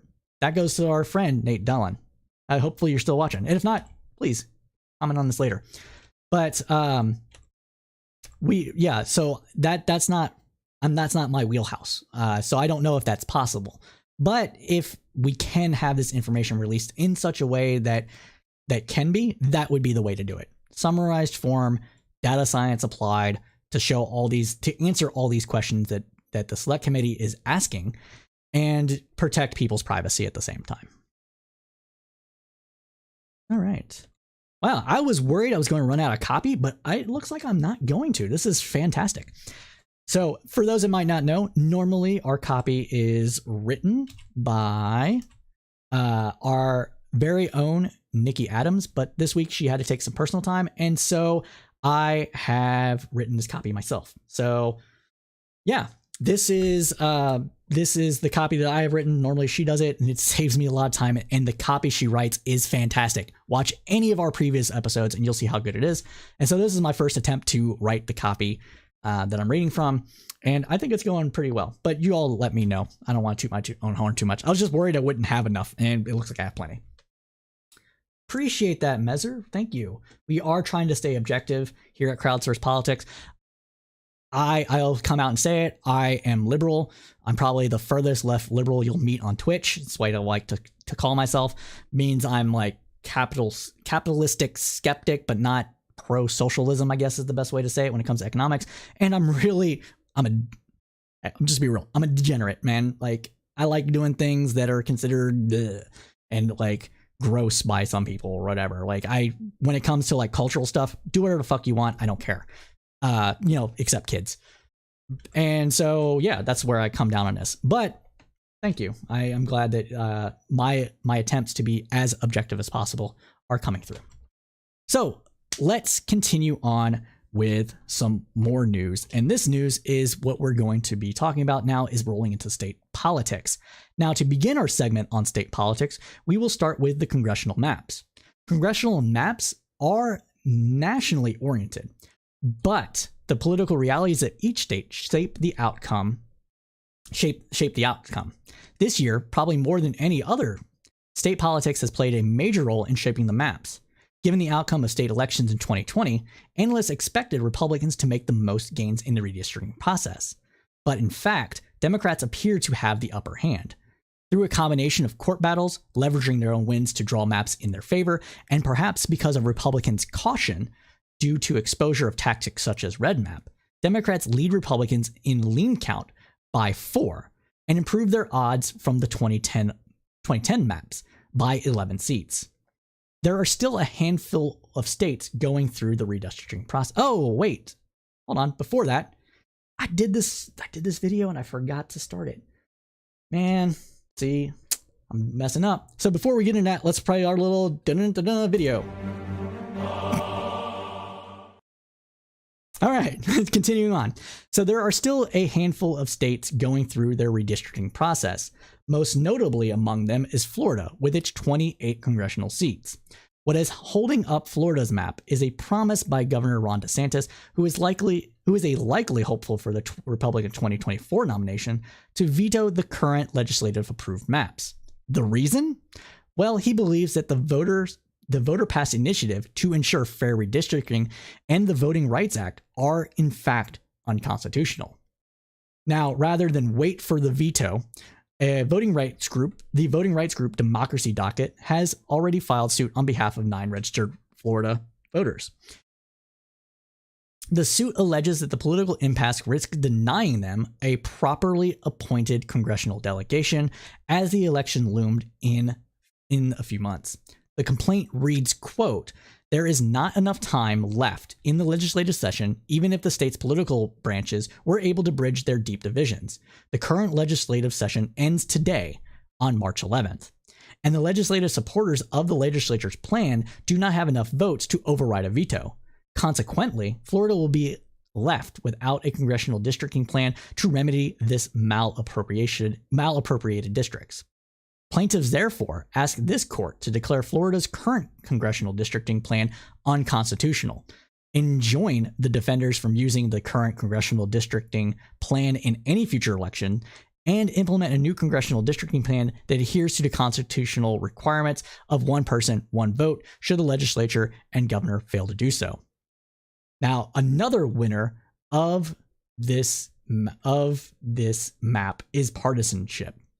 Let's talk about why. And to talk about why, it is probably a good idea to go over to our handy dandy 538 window here and look at the new maps so that it is evident what we're talking about.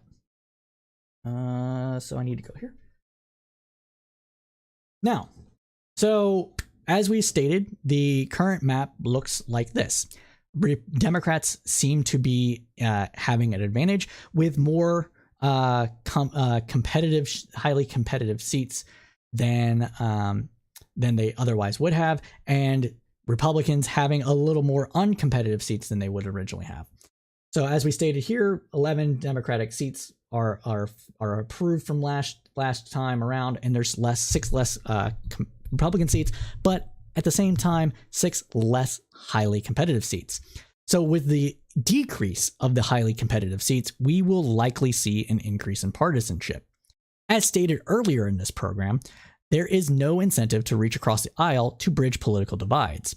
Now, while there have been some moves to increase that with the bringing back of pork barreling and riders to legislation in the House and Senate, what we are seeing here on this map is the consequence of increased polarization among the electorate. The reason here is, and this is where Democrats have made good gains and why they are not as much out of a disadvantage as they had been in the past, is that they themselves have saw the writing on the wall.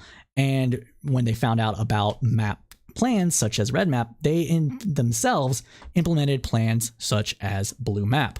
Blue Map is a organization created by, and I think ran by, former attorney, former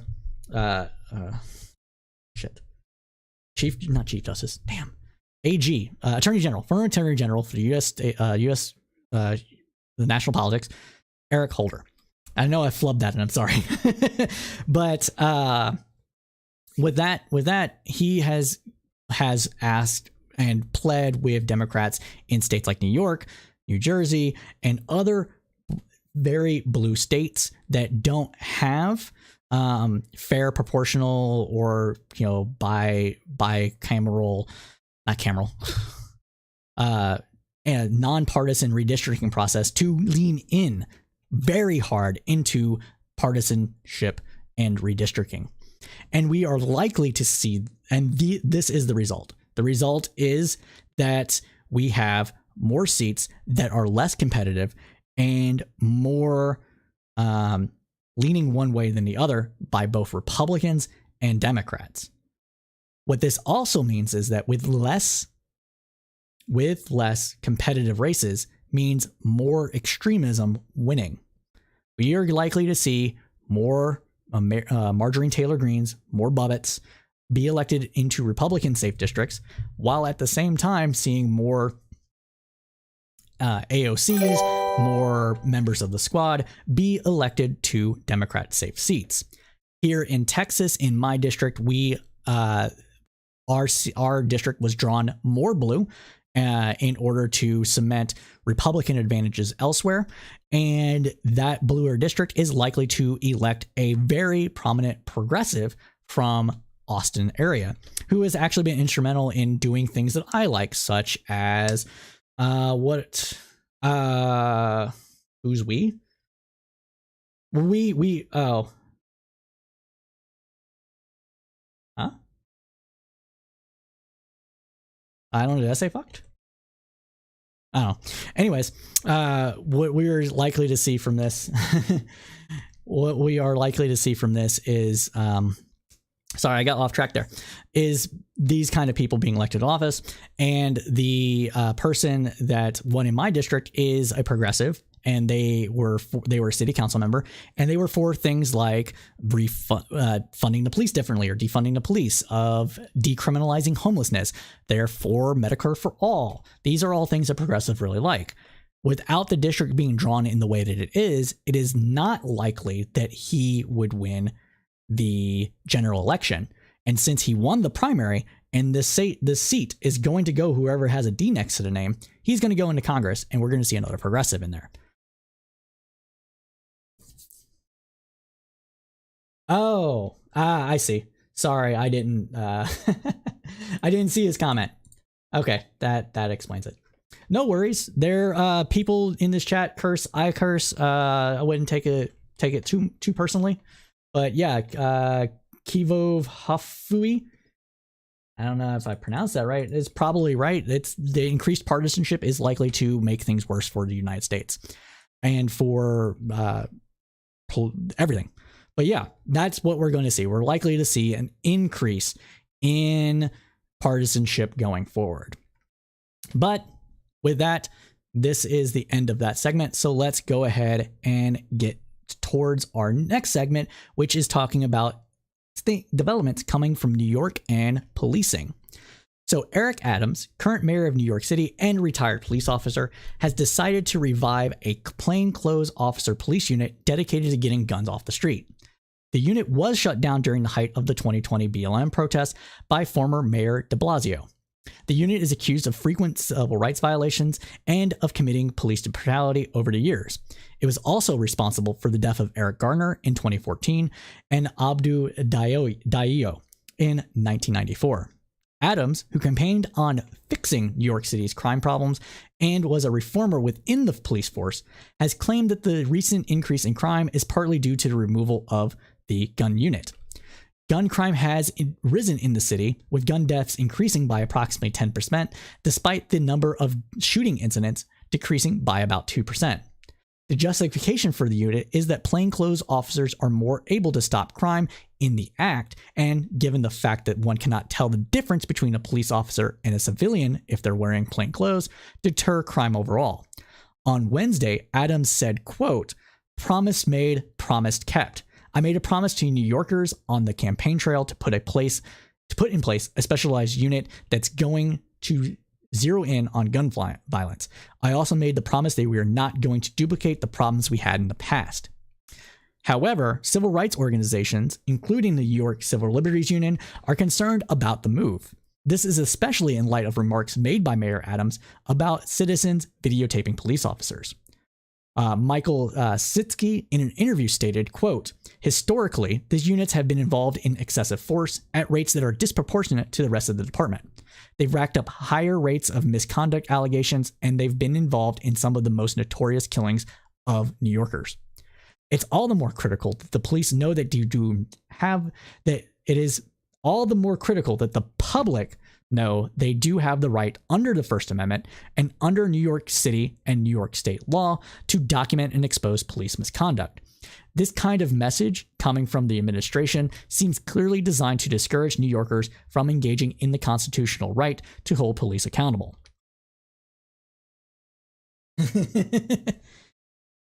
Now,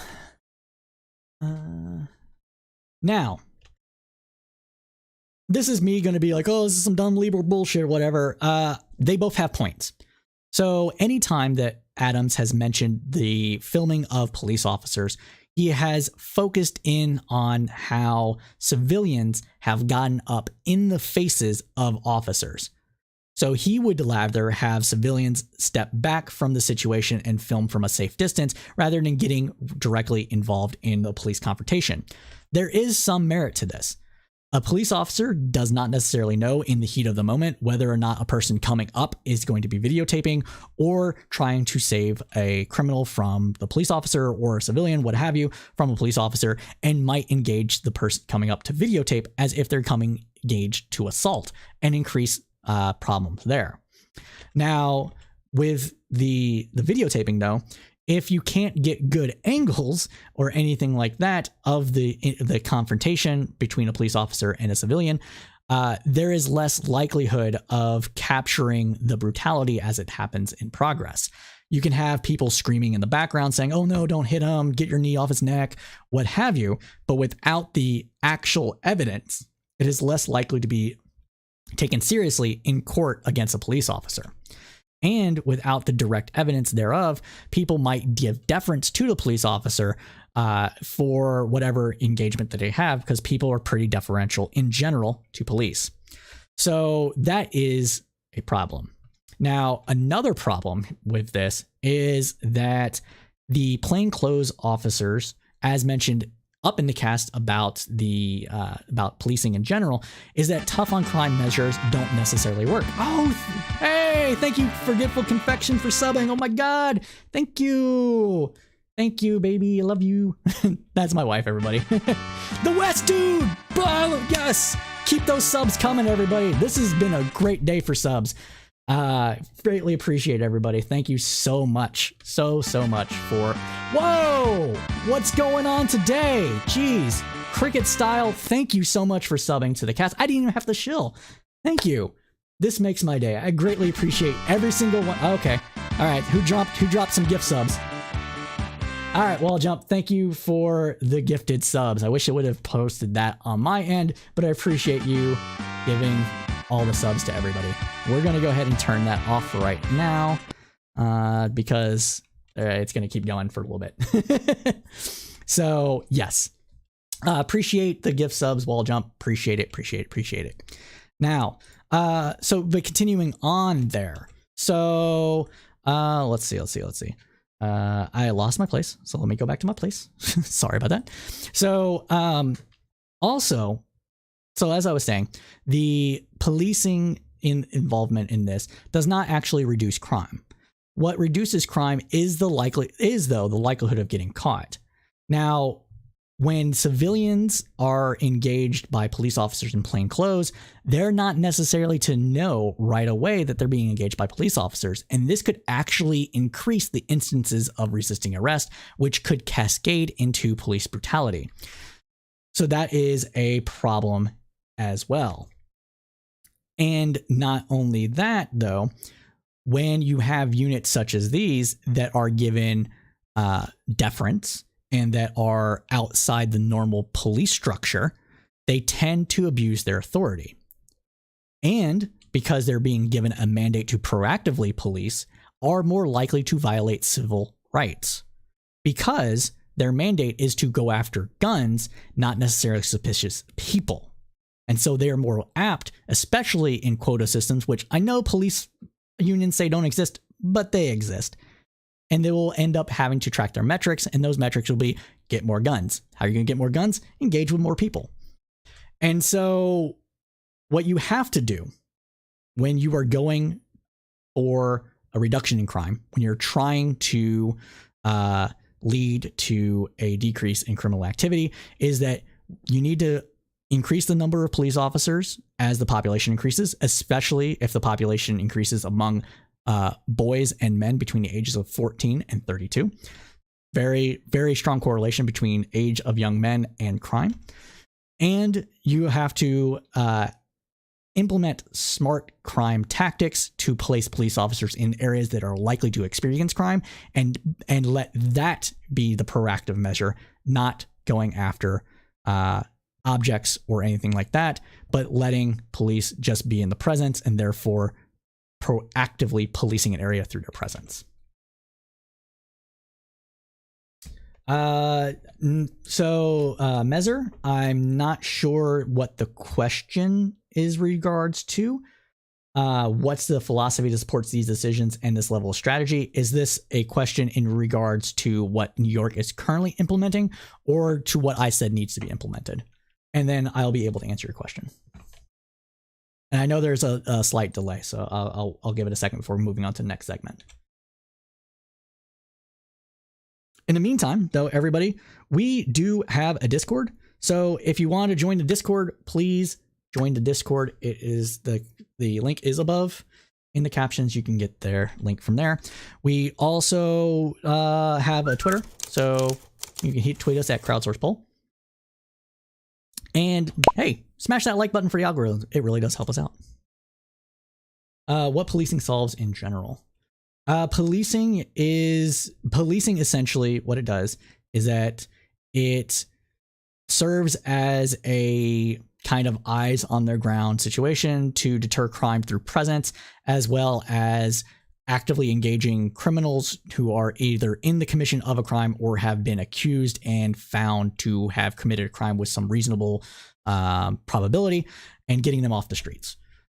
Anything other than that, all the strategies police departments employ, etc., to do numbers such as stop and frisk or drug checkpoints or what have you, are all basically fall under to those two categories.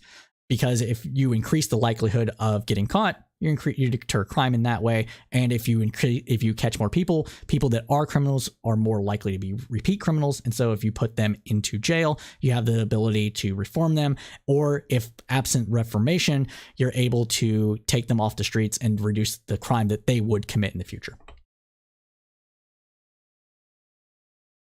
Hey, no problem. I try to answer questions as best as I can. This just happens to be an area that I actually have a degree in. I have a degree in criminal justice, and so I'm able to actually pontificate on these a bit better than maybe other people might have been able to. So I appreciate it. All right, we normally do this until, like I said, about 10 p.m. Eastern Standard Time. So we're gonna go ahead and skip some of the stuff that I did have to cover to talk specifically about oil. So this is oil in the economy, and this is going into inflation. So for today's, hold on a second, Twitch marker. All right, so for today's special segment, we are going to talk about the wild ride the oil markets has gone under in the past few weeks. We are also going to explain why the idea that we're also going to explain why the idea that the United States is fueled by petrodollar concerns are wildly overstated. First, let's talk about some news.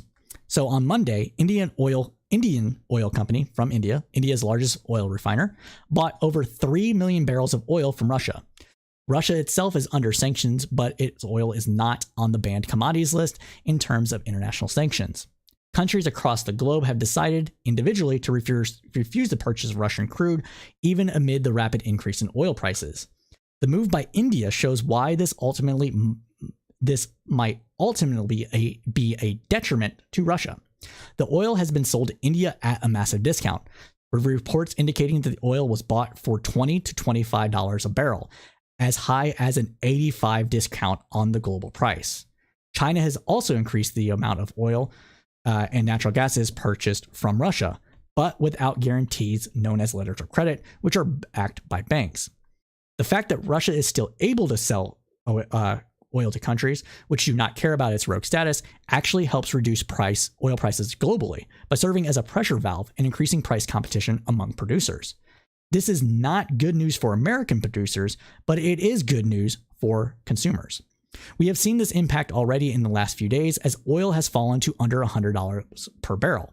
Combined with the positive movement on Iran's nuclear deal, as reported earlier in the show, and fears of a delayed reopening of Chinese manufacturing, some analysts are actually expecting a further reduction in prices. It will still be a few weeks before we see the new prices reflected at the pump, though.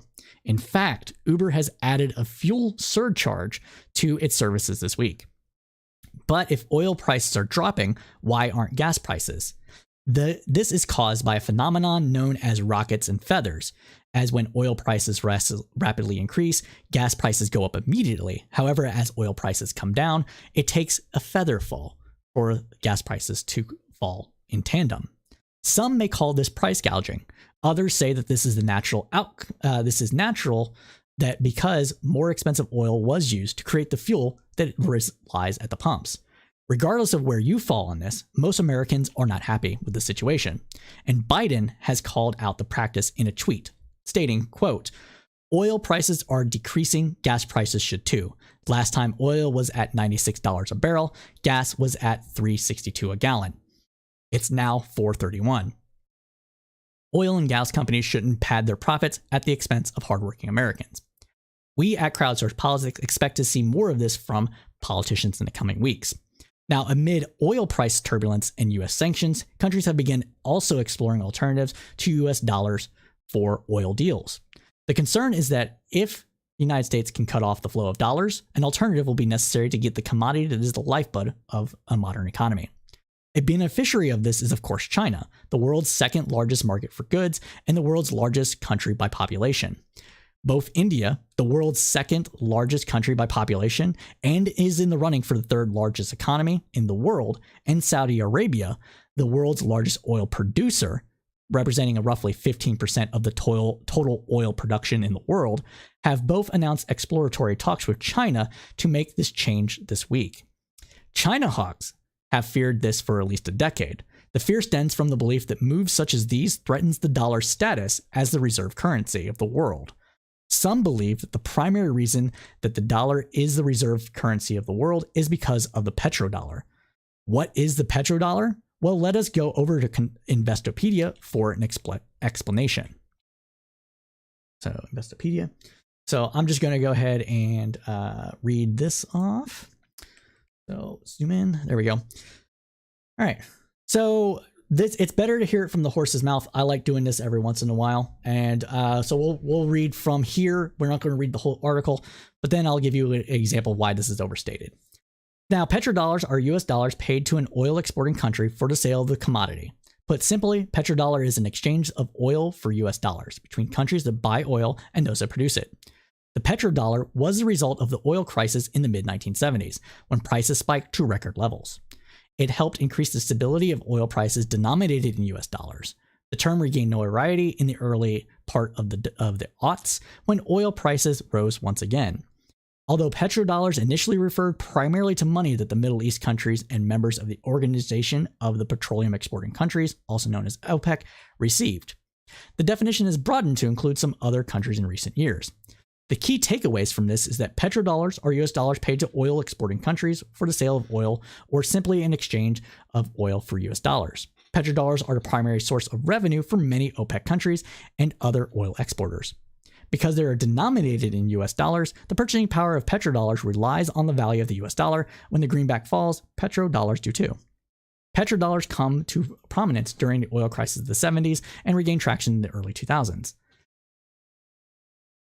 So the petrodollar system creates surpluses, which lead to the large US dollar reserves for oil exporters, which needed to be recycled, meaning they can be channeled into domestic consumption and investment, used to lend to other countries, or be invested back into the United States. Now, one of the things that needs to be mentioned here is that, typically speaking, what happens with excess reserves is that they get put into US treasuries. The reason they put it into US treasuries is because you can only buy so much stuff when you're an oligarch, and you're going to want to put your park your money in someplace safe. The treasury is the safest reserve system in the world, so people end up parking the money back in treasuries, and it's just this kind of forever cycle. Now, we'll continue on for this article just for a little bit more, and then I'll explain why I believe, and I think it is correct, that this problem is overstated. Now, petrodollars are oil reserves denominated in US dollars. They are the primary source of revenue for money. Okay, I already read that part. Because, I already read that. So, yeah, actually, we already read the key takeaway. So, let's go ahead and get off of this. Now, why do I say that this problem, quote unquote, is overstated? Simply put, is that what both leftists and the far right get wrong about the petrodollar is its importance to American hegemony. It is true that the petrodollar does make US dollars more sought after than they would otherwise be, and thus increase their value relative to other currencies. However, since the full establishment of the US dollar as a fiat currency and is detached from any quote-unquote sound backing, as well as being in the free floating forex exchange system, this is no longer entirely necessary. Instead, the reason why the US dollar is the reserve currency of the world is a combination of complicated factors that stem all the way back to the founding of the country and the US being a powerhouse of an economic powerhouse. The founding of the country in our US Constitution state that the US will never default on its debts. This is one of the few countries in the world that actually explicitly, under its own law, that states that we will never default on our debts. It is been ascribed to also state and local governments, because that hurts the US standing in the world as well. And so we are able to loan out or borrow more money than other nations are because of this fact. Furthermore, with the establishment of Bretton Woods after World War II, the petrodollar didn't exist, yet the reserve currency of the world was created at this time. So if petrodollars are the bedrock to the reserve system, why weren't they created after Bretton Woods? Well, Bretton Woods established that because most of Western Europe was destroyed in the war, and Japan was destroyed, Korea was destroyed, all these countries were basically destroyed, while the United States sat pretty because it couldn't get attacked easily. The US was the only country in position to actually help rebuild other countries. And in order to increase international trade and to allow international trade for countries to build back up, and also have the money required to build nations back up, the US dollar came into the rescue. We essentially, with the power of our dollar that at the time was backed by gold, came in and were able to help countries reestablish themselves on not necessarily equal footing with the United States, at least at the footing that they were, if not better, prior to World War II. Because the money debt that these countries incurred during the rebuilding of their countries was denominated in US dollars, they needed large reserves of US dollars to meet their debt obligations. It is this reason primarily that we see that the US reserve currency is the reserve currency of the entire world. Now, the other reason for this is that after the US left the gold standard, it fully established itself in an MMT regime. Now, an MMT stands for Modern Monetary Theory, which essentially says that if a country has debt denominated in the currency in which it controls, it has the capacity to borrow more money than other countries because, technically speaking, it can't default on debt. Instead of default, it will either inflate the currency or have other issues such as trade deficits or what have you. And when it established itself under an MMT regime, that's when we saw the rapid increase of prices in the 70s, accompanied with the oil embargo to the United States by Saudi Arabia due to issues with Israel and United States foreign policy. When the U.S. stated that it would make a deal with Saudi Arabia to help stabilize the oil market, that was really an acknowledgement that the U.S. would be an ally with OPEC nations to some whatever degree possible, given American policy and Americans' ability, with Saudi Arabia, which at the time was the primary and still largely is primary leader of the OPEC. Essentially, all the Gulf states follow what Saudi Arabia does, and Saudi Arabia has the most pull. So that is why I believe that this petrodollar fear that if China becomes the reserve currency or the currency of exchange. Oh, one other thing. Sorry, one other thing. And this needs to be stated as well. So before I start that, when Bretton Woods was established, the other thing that was established was that the US dollar would be used as the medium of exchange for all trade globally. It is essentially the medium of exchange for international trade, which means when a country sells goods to another country, it passes through dollars. That ability is what gives the United States the ability to implement the sanctions that it does. The United States banking system is at the heart of the global banking system, similar to how the US internet companies are the heart of the entire world's internet system. This puts the America in a position of extreme privilege and allows the United States to do what other countries cannot, which, as we are seeing, is getting countries off of the SWIFT system and preventing them from doing trade in general. So now that I've said all that, I'm going to get to some questions. So I saw that we had some comments. So first up, I want to thank maybe it isn't me for the kind words. Cypher and Nikki have on top of things and have great insights on subjects they bring up. Appreciate it, man. That really means a lot to me.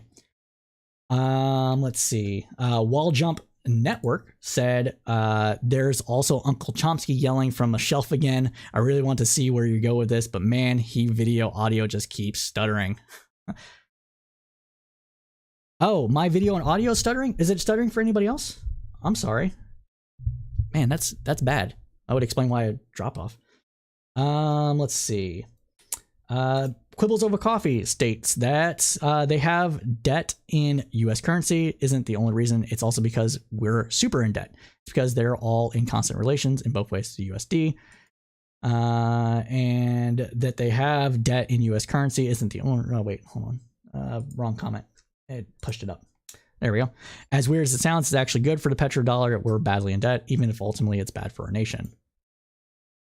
And let's see, I'll put any country in Meser said it'll put any country in extreme privilege. Can you imagine another country doing better? I cannot, honestly. That isn't to say that it's not possible. It's just that when other countries were the dominant power financially and such, it was a different time. England had a similar system, honestly, during its the British Empire, but they were in a different time and they did different things with colonialism and other things like that. So it's hard to say if they would do similarly, but the ability that this gives us is pretty distinct from a global perspective. But with that, I'm going to wrap up the news, and with what we do to wrap up the news here at CSP is that we like to get the crowd. What the Google Fi, a phone plan by I keep hitting the wrong button. Okay. I need to. Let's do this. All right. Oh, that's not it. Sorry, everybody. My computer is not working right. All right. So what we like to do to end news roundup programs is a segment we like to call News of the Weird. Kind of a palate cleanser. Council. My name's Prime. And a thing that we just find in the news that's funny, and we want to share it with the rest of y'all. So let's go ahead and start with that. And today we have City Council meeting from the city of Plano, Texas. And this gentleman, I must say, is cringe to the point of this actually being entertaining. Let's watch what he does at City Council. And I apologize in advance for the audio. It's going to break in some instances. I'll turn it down a little bit, but this is funny. So let's watch. Primetime 99, Alex Stein, and I have a little presentation for you today. I have a little audio accompaniment, but I want to take a moment to think about the people of Ukraine and what Primetime 99. Song for them. Let me turn this on. I really want to. Let me go ahead and get rid of my professional stuff too. There we go. Okay, guys. So let me just get it going. They call me Primetime 99 Alex Stein. Hope you guys like my flavor. Oh, it doesn't show up? Come on. Prime time 99 on the grind all the time. Go insane for Ukraine. Put a bullet in Putin's brain. I'm prime time, always on the grind, always gotta shine. And you know it's no lie. My best friend. What? Oh, excuse me. Come on, audio. Where we're going? Now we're going. Now we're cooking, guys. I got it turned down a little bit. It's prime time. Let's start that one more time, guys. Come on, the audience. Let's vibe tonight. It's prime time. Officer, you know I'm on the grind. You know. This is stupid. It's so cringe. High. Putin's got to die. Put a bullet in Putin's head. Yeah, that's what I said. I'm a freak for the vaccine. Vaccinate my body at the party. Sipping Bacardi. I'm the proof when I'm in the booth. Spitting on the mic. Putin's anti-vax. Putin hates all of them blacks. Putin is a bad racist. Put him in the ground, white or brown. And I know, Mezer, it's true. Town. And you know you just got found. I'm a pimp on a blimp. Unless a steak and shrimp. No, you can't stop my shine. I'm number 99. And you know I grind and shine. And you know I do it all the time. One more time. I heard this, and now the rest of you do too. I am sorry, but not. Zelensky is a VIP. Ukraine and I go insane. Put a bullet in Putin's brain. You know that is the plan. I'm a Zelensky stand. I love you, Vladimir Zelensky. You are so smart. What's the smell? Did somebody fart? No way. What can you say? Vaccinate me straight or gay. I love you, and I love to rhyme and grind all the time. And you got that sanitizer, and you know I got that Pfizer. You know I stick it in my vein. Put a bullet in Putin's brain. Do it for the Ukraine. Before I go insane. About another 30 seconds. Let me antibacterial my body at the party. Sipping Bacardi. You know the flow. And I am a pimp, cause I am on the blim. Eating lots of steak and shrimp. One more time, I'm 99. And you know I grind in. True, you have to contradict this. Way too high. Vladimir Putin needs to die. Gas prices way too high. Vladimir needs to die. I think everybody can relate to that sentiment, though, that gas prices are too high. Putin needs to die. I'm the truth in the booth. Take my picture. I'm a winner. I'ma eat you for dinner. Okay. And that is the end of that. But everybody, with that, I am sad to say that we are out of time. We know you liked what you heard because you stayed with us to the end. So go ahead and smash that like button for the algorithms. It really does help us out. If you enjoyed this program, please feel free to share our YouTube video for the recast of the news program. And if you do Facebook, we do have a Facebook group called Tribune Comments, and you can find that at www.facebook.com/groups/Tribune Comments.